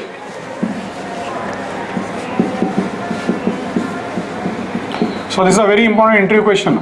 Stack overflow error and out of memory error. So this is the problem related with stack. If you get this error anytime, this will be a problem related with stack. Okay. And more point, this problem occurs, this problem occurs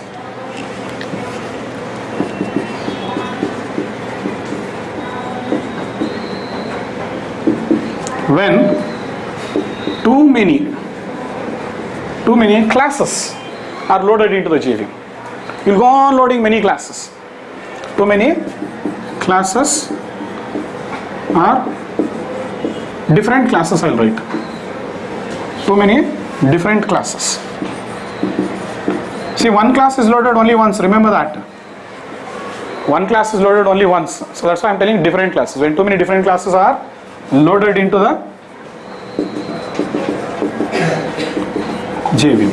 Done? Fine. So let's see this one now. This is problem related with heap. Whenever you see the message now, what? Stack overflow error, out of memory error, that time you should understand the problem is related with stack, and it is because of this that problem has occurred. When you get the messages out of memory error, you should understand that's a problem related with heap. And why it will occur? When too many objects are created. This problem occurs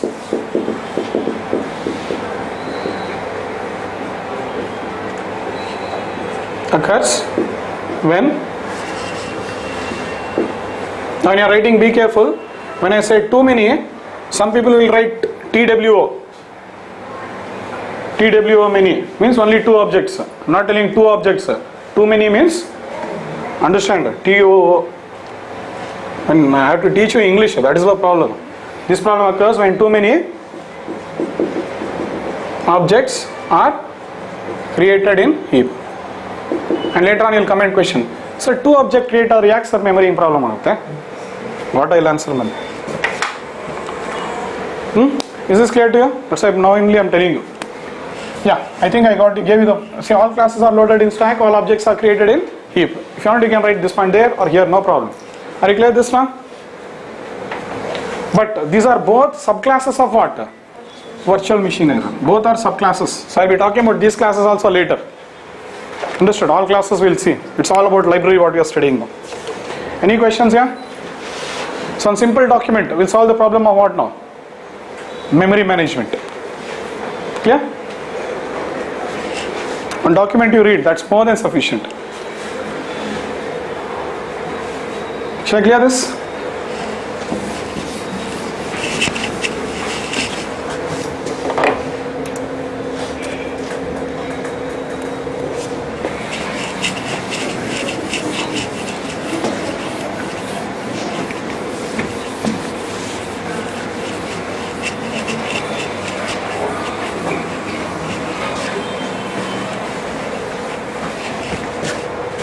Okay, see this now, the problem.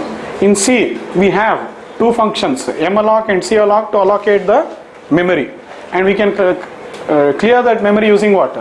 Free function. Okay, we can clear that memory using C function. In C++, we can allocate the memory or create an object using what?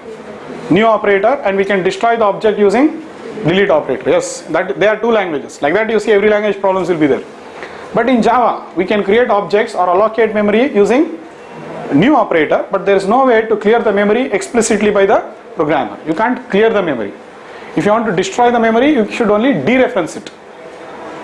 You should only dereference the object. That's it. Dereferenced objects are eligible for garbage collection, and garbage collector will be only collecting it. JVM will execute it. Clear? So, but in Java, we can create the objects or allocate memory using new operator, but there's, yeah, we completed this. So in Java you can create object. When you create object, memory will be allocated where? In the heap. Because of not having any process to deallocate memory of objects, at some point heap will be full. Due to this JVM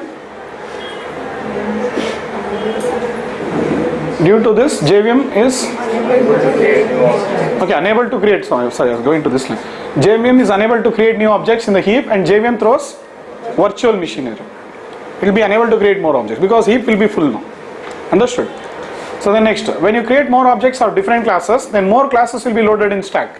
When you create objects of more classes will be loaded into stack memory. Because of this, JVM is able to unable to load other classes into the memory, and then JVM throws virtual machine error, that is stack overflow error.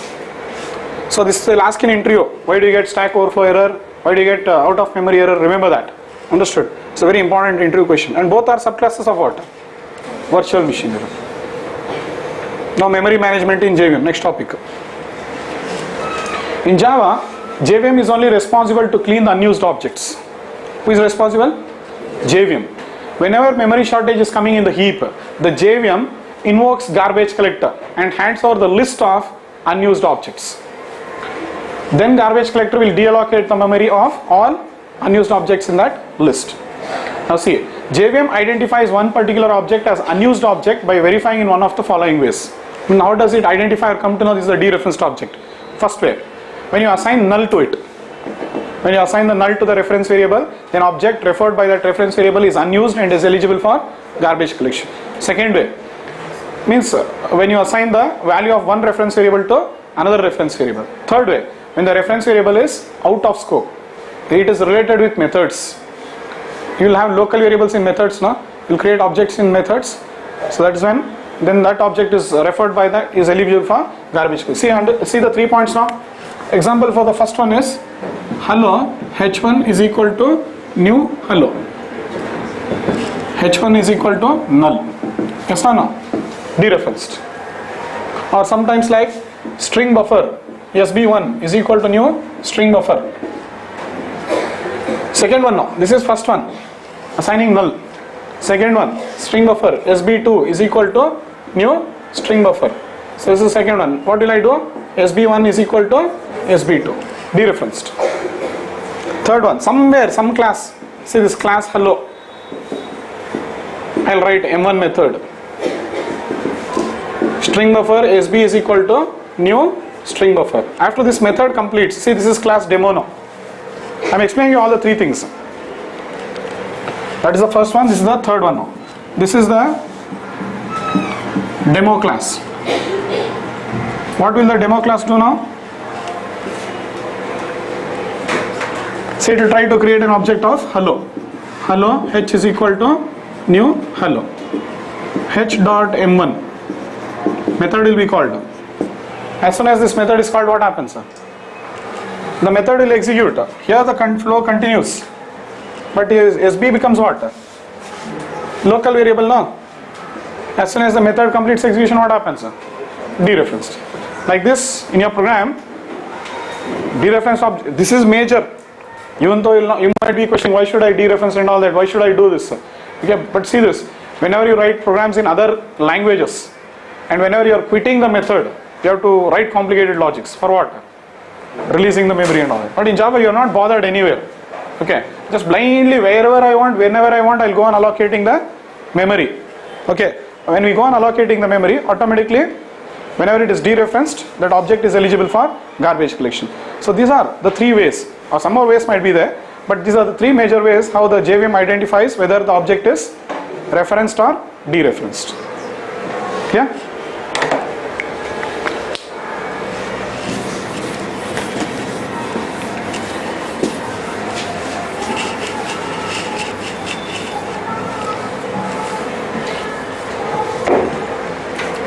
This was the point we discussed now. JVM identifies one particular object as unused object by verifying in one of the following three ways. Got it now? This is the three ways which I explained to you. Go through this. Just now I wrote the code for this. Assigning null and all that. Okay, fine. So now JVM task is to identify what? The unused objects and invoking GC to clean all the unused objects which have been marked. Okay, so it has to invoke the GC method. The GC is a thread which is running behind the scene whose task is to collect the list of unused objects and clean the memory. Now JVM uses one of the following ways, same like how you are doing. It will also invoke. You are invoking earlier system.gc, same way it will do. Either in two ways, system.gc or that method is present in runtime also, don't forget. So somehow it will call it either by saying system.gc or runtime.gc. Now this GC method, what it will do, you know? Okay, let's see. If we want to invoke GC, we can note, see this if you want to invoke GC, we can also invoke using the above mentioned way, but there is no guarantee it will be invoked. We'll talk about this point. So we can't force the garbage collector. We'll come to that point. So this is how JVM will do. Are you clear with this? See, we calling explicitly system.gc, leave it. But this is how JVM will be doing. Once it does that, next what happens? Okay, so wait 1 second. Sometimes some objects may refuse the GC to deallocate the memory even though they are unused and have been marked for garbage collection. Just now I explained this point to you. The reason being these objects might be holding some resources like JDBC connections, file connections, printer connections, anything like this, any resource. Understood? So if you want to clean the memory of objects which are holding the resources, first we have to release the resource and then only GC will clean the memory of these objects without any trouble. You need, for this what we do is, you need to override object class finalize method to write the resource read release code. We only write it, but we don't invoke it. We only write the code in finalize, but we don't invoke it to clean up the code now. Next. Now garbage collection management system, how does it work? Let's see how exactly it happens. In the JVM, first JVM will identify the unused objects. See 5 points, simple points you understand. All that story you leave now. Just 5 points you focus. Identify the unused objects and prepares the list. Second one, what it does? When memory shortage is expected, then it will invoke the GC in this way. After invoking the GC in this way, what it will do? Method. GC is a method. After invoking it, what will the GC method do? It will invoke another method called as what? Run finalization. Run finalization is a method I showed you just now where it is present in class system also, runtime also. So GC method will invoke run finalization method. Now run finalization method will invoke what? Finalize method. This is how the chain will go. GC method will invoke finalize. GC method will invoke run finalization. Run finalization will invoke finalize. On what? All the dereferenced objects. And finally, lastly, the dereferenced objects or unused objects will be cleared from the memory. This 5 points is more than sufficient for you. Understood? GC, run finalization, finalize. That's it. Now, the most important your question. When does the garbage collector run? Understood? The garbage collector is under the control of JVM completely. Understood? The JVM decides when to run the garbage collector. JVM will decide it. We cannot do anything there. So the developer can try to run the garbage collector from within his program by calling what? System.gc. But there is no guarantee. As of now, you saw it was executing. But see what they tell. As of Java 6 version, the garbage collector has evolved to such an advanced state that it is recommended that you never use system.gc in your code. They've gone to that level today. Memory mine, because they have got tremendous experience now. They know all the flaws. They have only prepared everything. So don't bother to call it. Okay. It will be called implicitly, periodically it will be called. No issue with that. Clear this? Even if you call it, there is no guarantee. Again, it's the mood of what? JVM. It will only decide whenever it wants. Understood? There is no guarantee. Okay. So that's how they have done it. Clear this? Any questions? Any questions? No? Fine.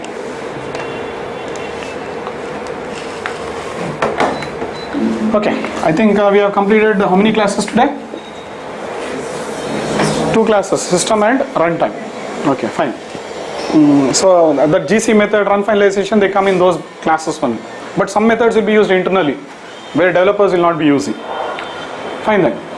Okay, I think we completed most of this. There are some of few topics in Java which I have left core Java. Okay, I'll be covering them when and as they are required. Now I'll cover one more topic. So today I'll discuss array of user-defined data type. Understood? Array of what? User-defined data. You have seen arrays of what? Primitive types. Now we'll see array of user-defined types. Very interesting subject. Array of user-defined data type. See now, choosing the data types is one big subject. So you might get ID, you might get name. Like this you might get more values. Okay, example I'll take now. Supposingly a student is filling his details. He'll have his ID, he'll have his name, he might have his marks 1, marks 2, total, like this. You might be having one screen like this. Okay, so now after that the values will be submitted into your application. So once these values are submitted into the application, next you'll write the logic. That is not a problem for you, but holding the values in your application is a big thing. Holding the values in your application is a big thing. How you hold the values now? So you can go for variables. So this is this is your program, you'll be using variables now, like int employee ID,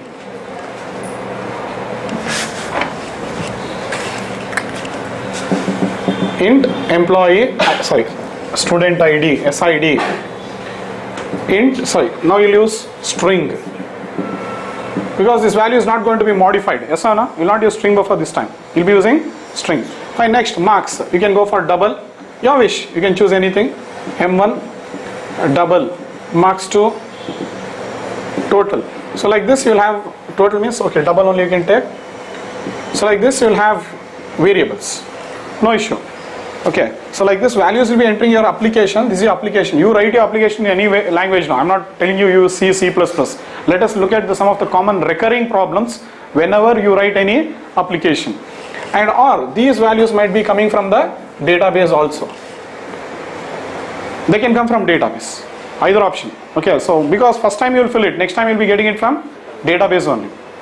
Okay. So and this is the case. See, now question comes very clearly. When you get a value, should I store it in a single variable or should I use many variables like this? Okay, because say if you are getting a single, okay, or should I use user defined data type or should I use an array? Look practically now. Writing logic is very easy. End of the day you can write logic, it's not a big thing. But only when you get the value you can write the logic now. There's thousands of values you'll be having now. Thousands and thousands of values. So how will you locate the exact value and process now?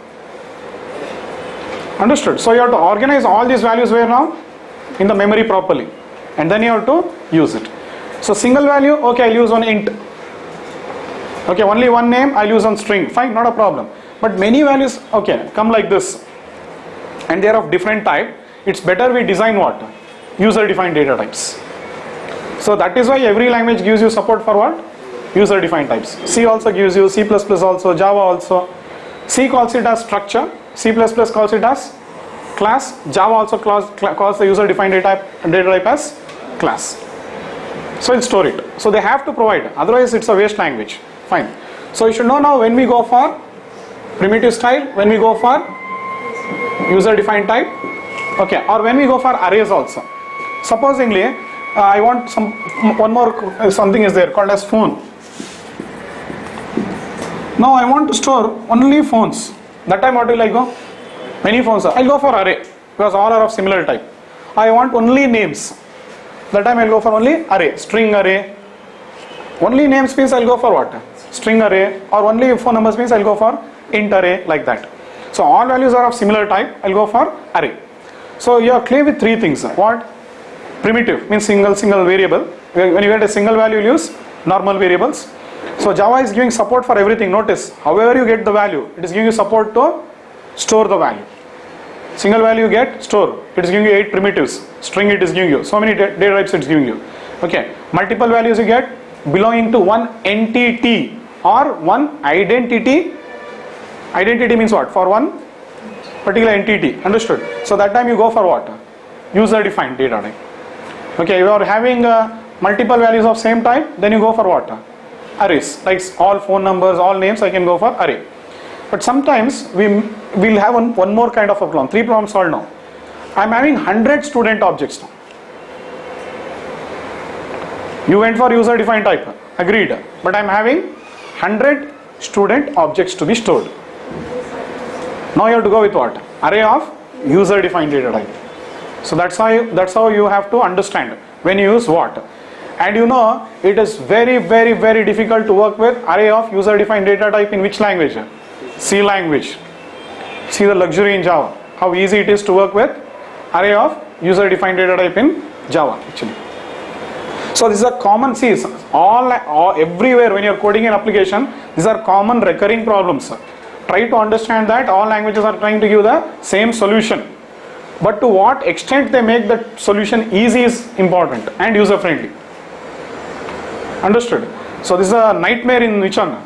C language, but it will be very simple in Java. So I am going to show you how to have array of user defined data type now. Clear? You understood why we use it first of all? Understood? This is the reason. 100 students.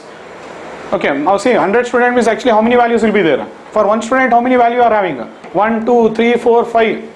5 into 100 is how many? 500 values. If you start storing in variables like int A, int B, int C, tomorrow you will not understand which value is where. Understood? So that's why I'll make user defined type. Now I'll store it in user defined type and I'll start saying now student S1 is equal to new student. Fine, I'll fill all the values. Student S2 is equal to new student. Fine. Fine, I'll fill all the values. 5 values I'll go on filling. Later on, now I want to send all these 100 student objects to one more location, memory location for processing. How will you send 100 student objects? Means 500 values you want to send. There's an M1 method which we should be writing the logic for that. Will not be writing all the logic in main. Now you have to send 500 values. So how will you send now? You put all these values into an array and send it. So first you learn how to put this value into array, then we'll look into all that. Understanding now?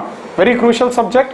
Java is giving you tremendous support for this, and this is very crucial in programming. Till now I am continuing to teach you how to handle values. Still we are not concentrating on how to write logics. Very shortly we'll be entering that stage. Understood? Writing logic is easy, handling values is difficult. But Java is giving you very good support for handling values. In other languages it's very difficult to handle values. Try it out. If I am saying wrong, you try it in C language. Whatever concept I show you now, you are very good in C programming now. Try. Or you might be good in Pascal. Try. But in Java you see 5 minutes I'll get the output. Clear this? So put effort, you will understand all the subject. Clear? Should I clear all this now?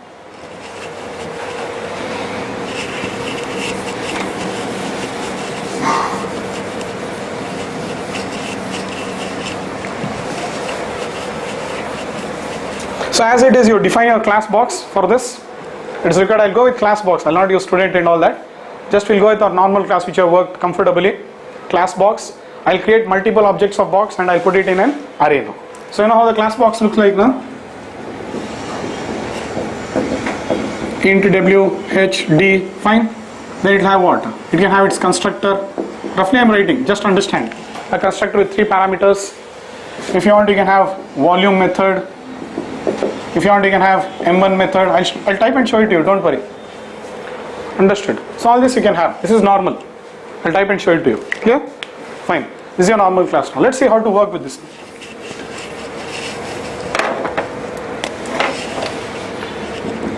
Class demo. See this now. Public static void main. Carefully observe the syntax. Box z is equal to new box of, fine, look at the syntax. I'm using square braces. So you are creating an array of type what? Box. Understood? So this has like this you can create an array of what? String also. Anything. Understood? So this is an array. Z is a variable. So if I put this brace, square parenthesis, it is treated as an array. And I specified the size. Okay. First I'll do one thing otherwise. I'll write it in 2 lines. Declaring the array. Declaring the array. Next step is what? Creating the array. You have got 3 steps to work with an array. New box of size. So when you are declaring the array, again don't get confused. Square bracket can be after the variable or before the variable. Both are valid. Z is equal to, sorry, no, don't declare it again. Z is equal to new box of 5. Same how you work with int. Then after creating the array, so now what has happened? Check out. This is what has happened here.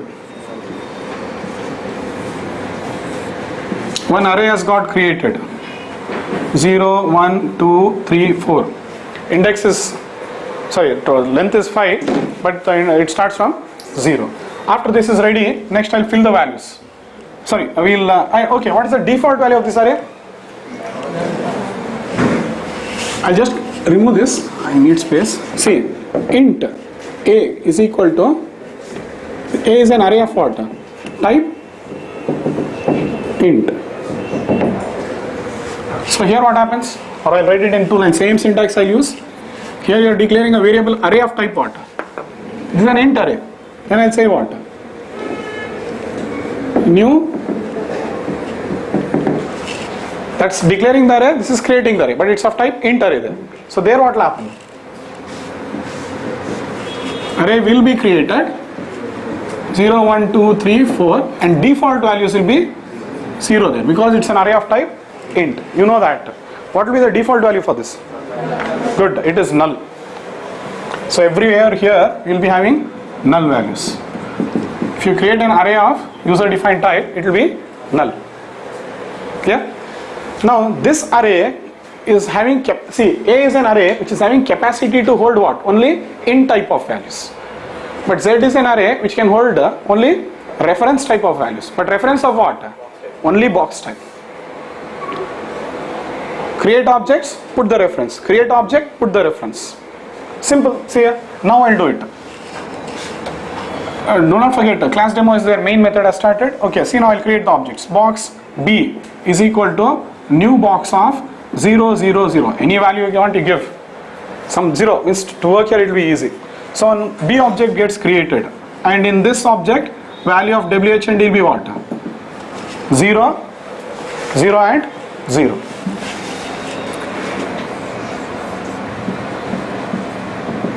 You give any values, man. That's your wish. Now see one more. Box P1 is equal to new box of what? Yeah. 1, 1, 1. So what happens? So this is B. Now one more will get created. B1. What will B1 have? 1, 1, 1. Next, B2 I'll create. What will B2 have? 2, 2, 2. What is the address of this? 150. What is the address of this? 250. What is the address of this? 350. I guess I'll create 3 objects.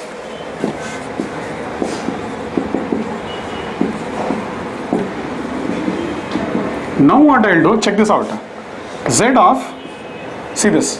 This is declaring an array, this is creating an array. 2 steps over.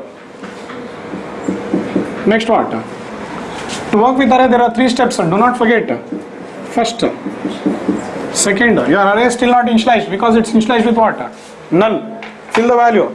Z of 0 is equal to what? B. So what is the value of B? 150 now. That will be placed into what? Null will be removed now. 150 address will be stored here. Understood? Then Z of 1 is equal to B1. Fill the values. So now the value of B1 will be given to what?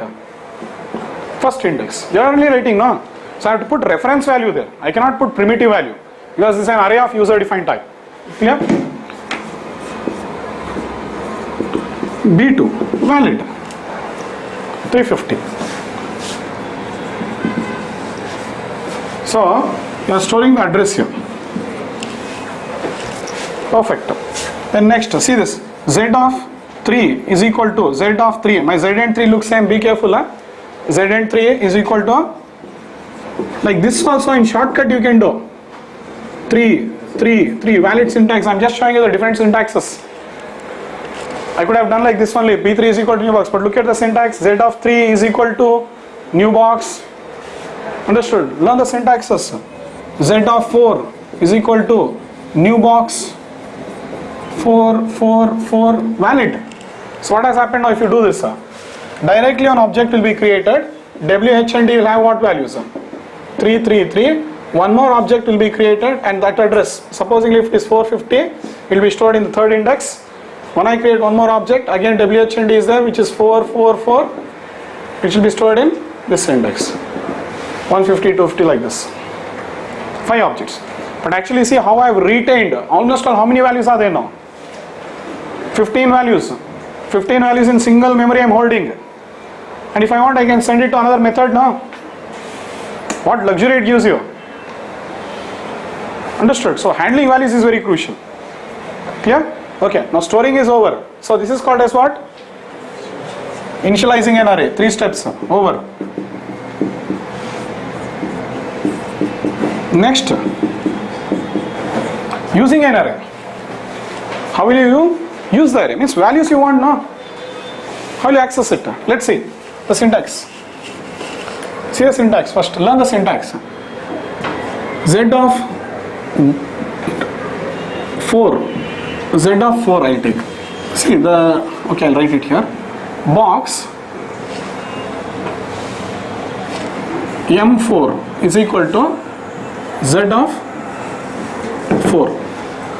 Means the value of Z of 4 is given to what now? A variable of type M4. M4 is a variable of type what? Box.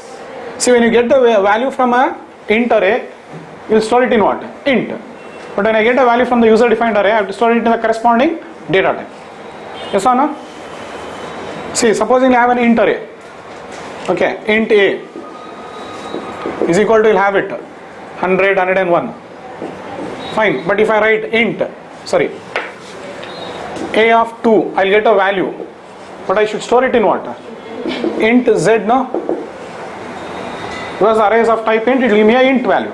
Here the array is of type what? Box type. It will give me the box value. So I am storing it in M4. M4 is a variable of type box. That's it. So M4 is a variable now which will refer to what? This one. Fine. Perfect. Now what will I do? I can work. M4 dot W SOP. What will it print? 4.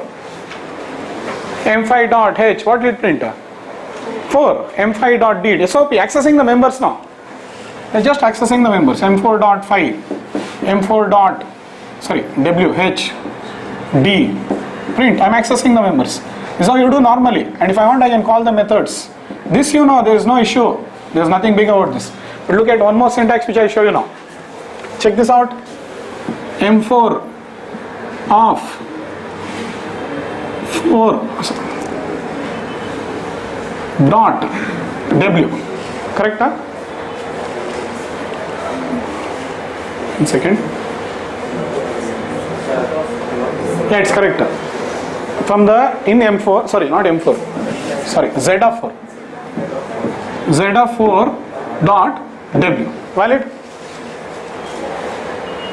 In Z, from the 4th index, get me dot W. Ref, see, Z of 4 is one, what is it? Address. Reference dot W. Correct, it will pick the value. This is shortcut way of getting it. Because when you use it in loop, no, this is how you will do. Instead of this 4, what will be replaced? Index will be replaced. So I have to visit all the values now. I cannot go on visiting like this. So instead of 4, I will replace it with what? Index. Carefully notice. And one more. Z of 4 dot volume is highly valid code. And the return type of this I will accept where? Int V. Look at this code. This is the syntax I want you to understand. Understood? This is shortcut way of telling. Instead of saying M4 dot volume and saying int V,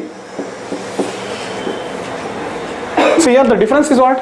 I got the value from the 4th index. I am wasting one variable here. But when you are working in which one?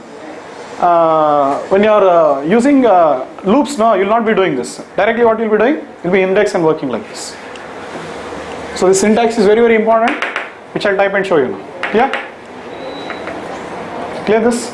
So this is how the user defined array works. But in C, this is so difficult, no? Why?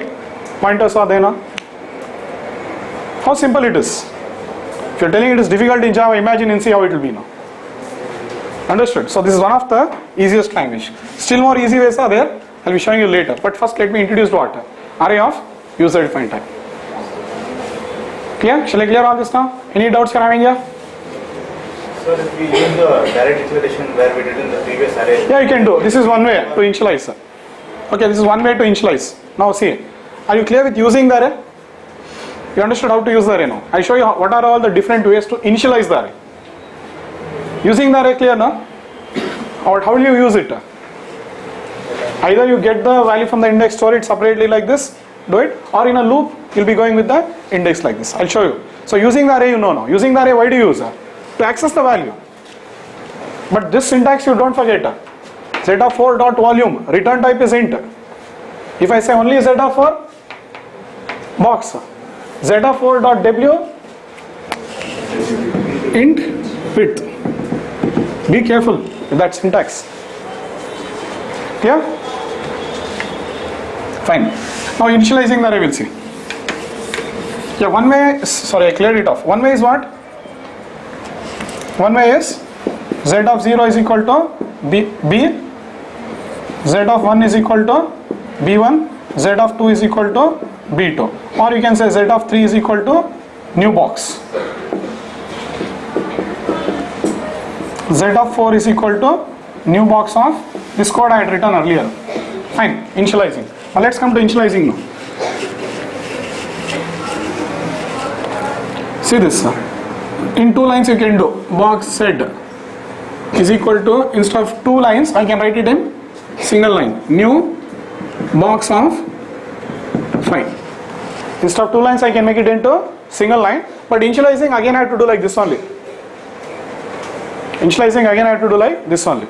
But now means here what is happening, it has been reduced to 1 line and this will become 2. But here what is happening, declaring and creating is happening, here initializing is happening.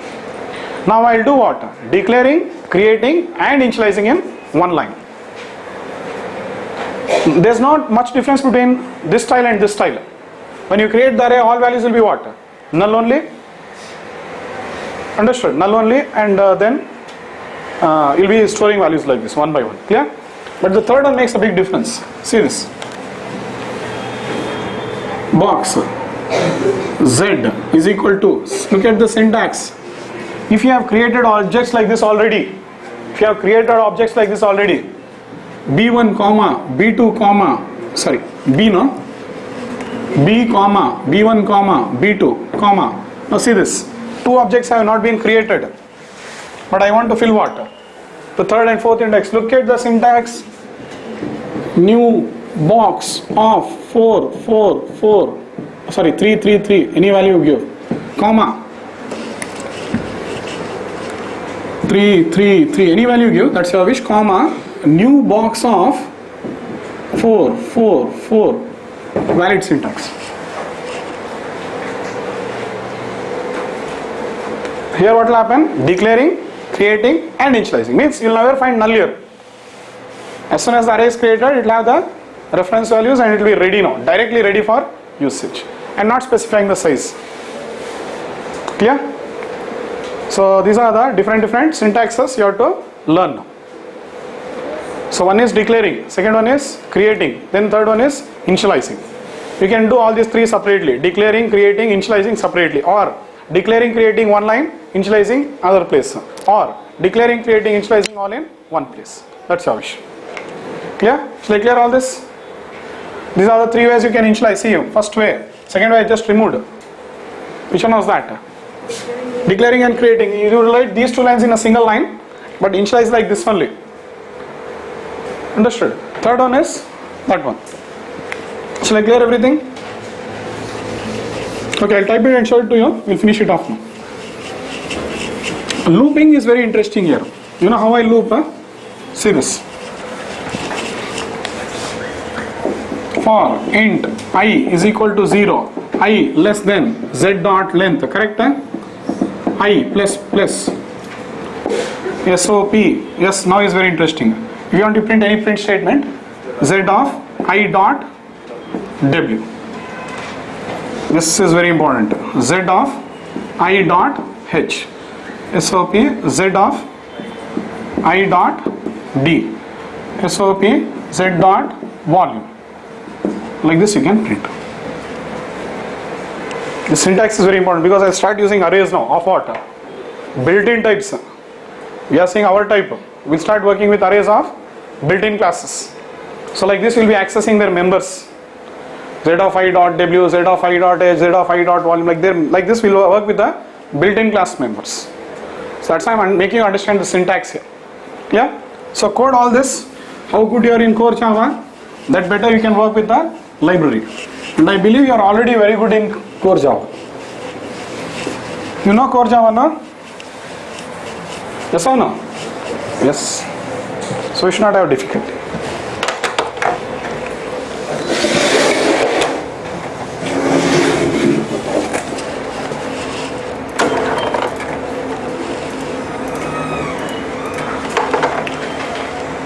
See, for this project, we'll go back, we'll not store all these programs where now? In our lang package. It will look very odd. Let our lang package contain what? All the classes related to lang only. So this example, what we'll do, we can use our other workspace which I had created earlier. Which one? Let's go search Eclipse examples. Yeah. Inner class is there, don't touch it. Lang package we are dealing. We have got something called as simple examples now. There we'll code this. Clear? Open Eclipse to that location. Or you organize your files. This is where I am organizing. You can organize it in your own.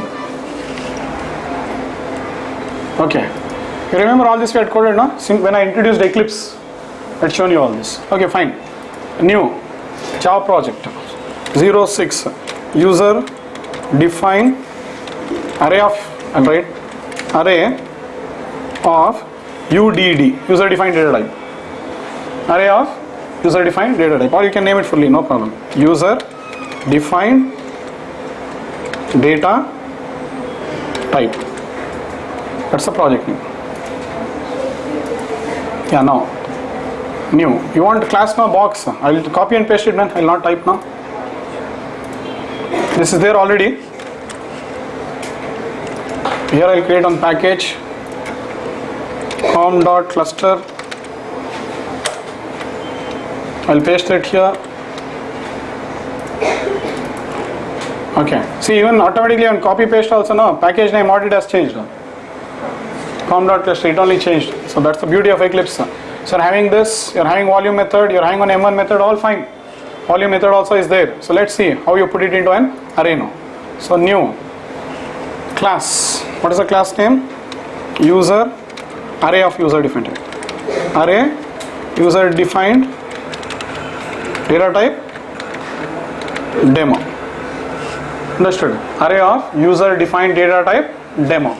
Give good names, else you will not understand later. UDD demo. Array of user defined data type demo. Yes. Now see how will we create it? Box Z. Valid syntax. First check that. Valid now. Step by step you go. This is valid. If I want, I can put this where? Before also no. Valid syntax. So it's array of user defined type. Okay, next. Z is equal to new box. But this time I'm using what? Square brace. Does not give me error, see there? For constructor we use round braces. For arrays we use square braces. Still I'm not calling the constructor. Fine, next. What will you do? Box B is equal to new box of 0, 0, 0. Any value you give, man, that's your wish. Here according to the index I'm giving the value. That's it. So okay, first let me comment this. This is what? Creating the array. Sorry, declaring the array.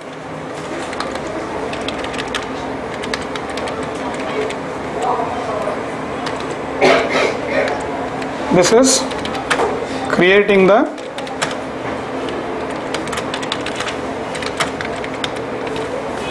fine. Or we'll see what, okay, after creating the array we'll see the default value first. See the beauty of Eclipse. I'll use for loop FOR control space iterate over array, press enter. It's already coming. I is equal to 0, z dot length. Z is the name of your array now. Everything came out. So only you have to use it now. Okay, sys out. Okay, value of value in plus I plus index is plus z of I. Here it's null. Definitely it will be plus. Okay, here on plus.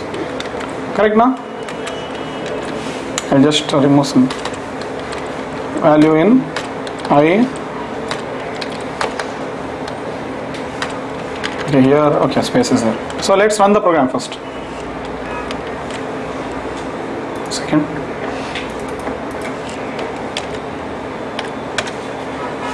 You can see what it prints. Null, null, null, null. So the default value will be null. Work like this. Always don't directly get into output. Step by step you see what you are doing. You created the array. So let's keep this pending. So next what will I do? I will create the box objects.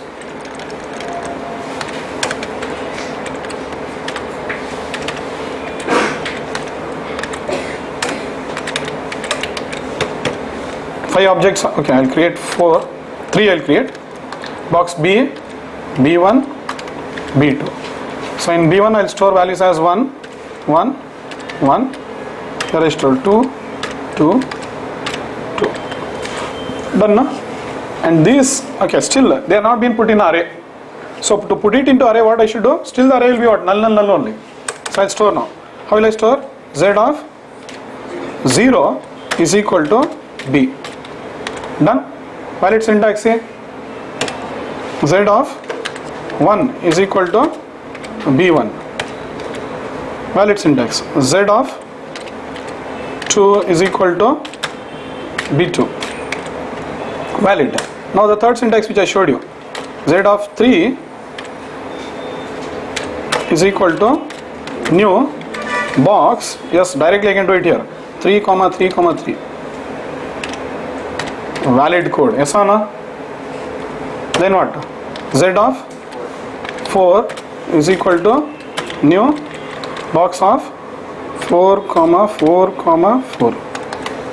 Highly valid syntax. Now we have stored. Now let's see what it prints.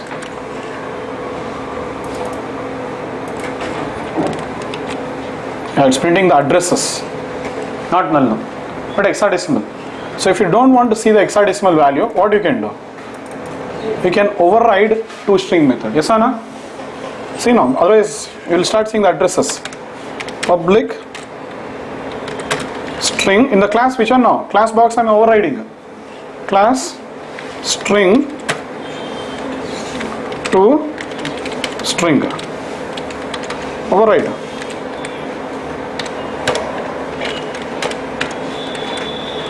Okay, string yes is equal to, yeah, second,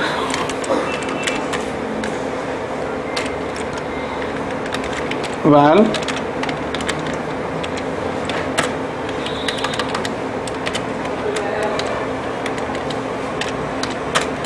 of w comma h and d is plus what? W plus slash t plus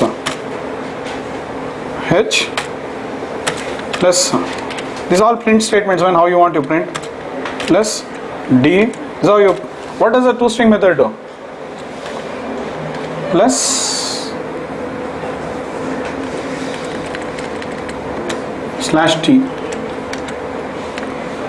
Second value of d is plus w, sorry, width, no, I have to use width, plus I have declared there as not wh and d, the variables are width, height and depth. Yeah, toString method always displays the value, man, that's all. Plus and it will return. Okay, now let's see what will be the output.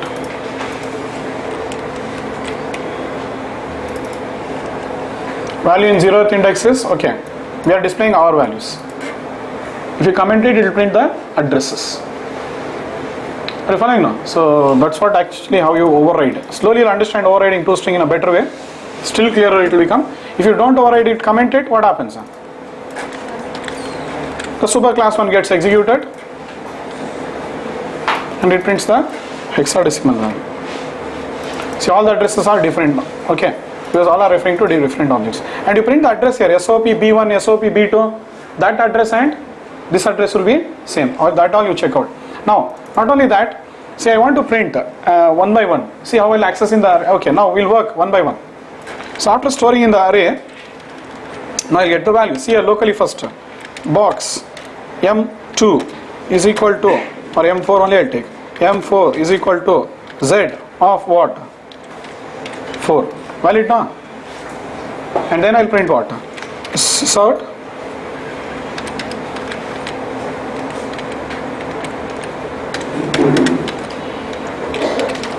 this is one way how you access the members.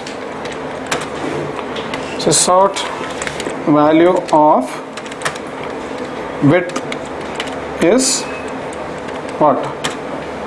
M4 dot width. Like this you can go on now. You can print all the values.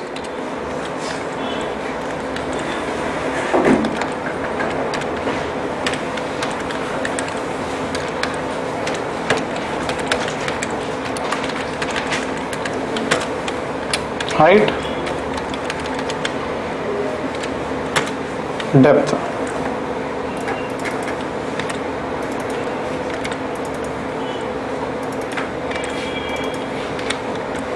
Done now. See, like this I can access and print it. It will print. There is no issue about that. 444 it will print. Okay. Then next, if interested, do like this. Or see one more way how I will get the output.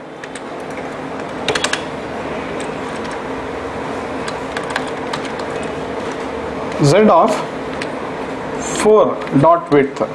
Valid. That also valid.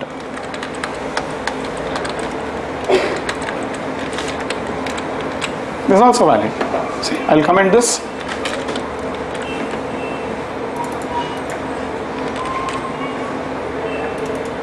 Valid.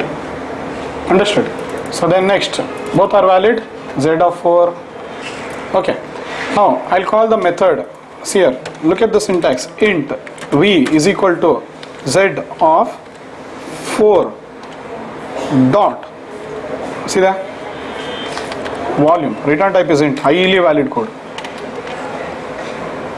Understood. Now this syntax I start using in the loop now.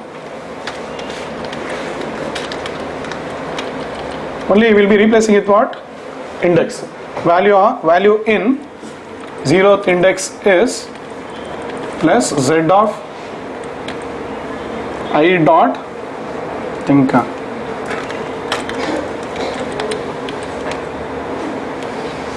value in what I'll print all the three values. Z of I dot w. Sorry, width I should print. Getting it done? Plus I don't have space. I'll align it all together itself. Plus Z of I dot. Sorry.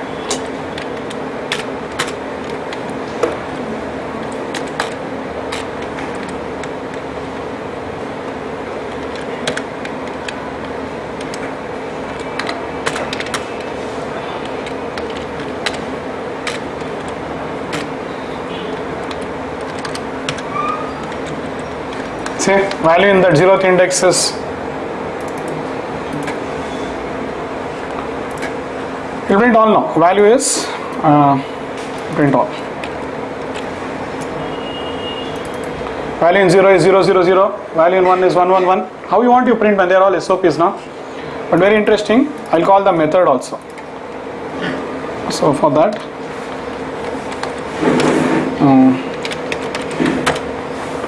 Z of I dot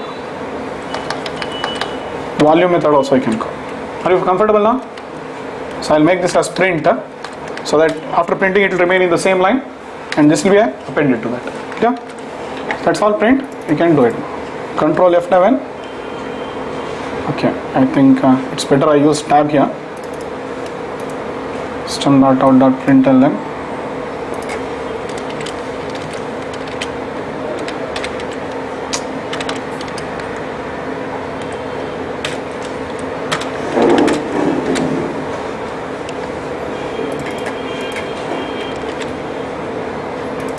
Same, the volume it is printing. Directly I'm calling the method. Are you clear with this? Okay. Now coming to your main question, can I declare initialize? See, now coming to the declaring and creating the array in a single line. We can do it. This was what? Initializing the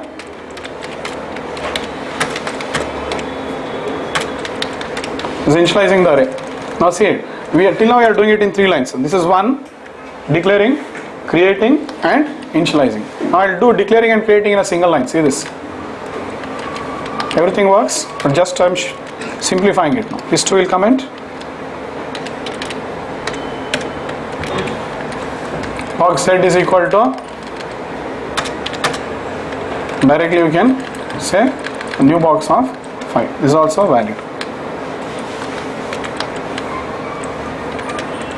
Declaring and creating the array.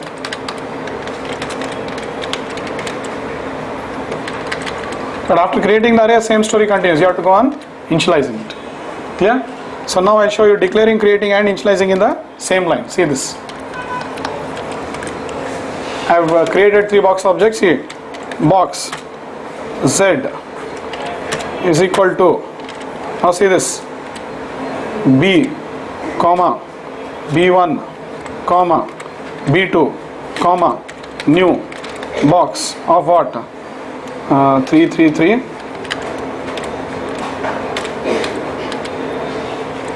comma, new box of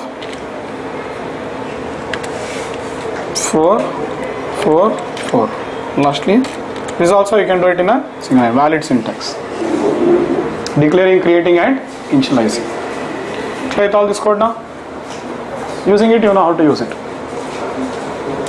Yeah? So this completes what? Array of user defined type. See, within half an hour, 45 minutes, we completed what? Array of user defined type. But in C language, if you want to learn array of user defined data type, it is misery there. You can't learn only. Minimum will require 3 months. That difficult it is. Clear this? Okay, this completes today's session. No questions now?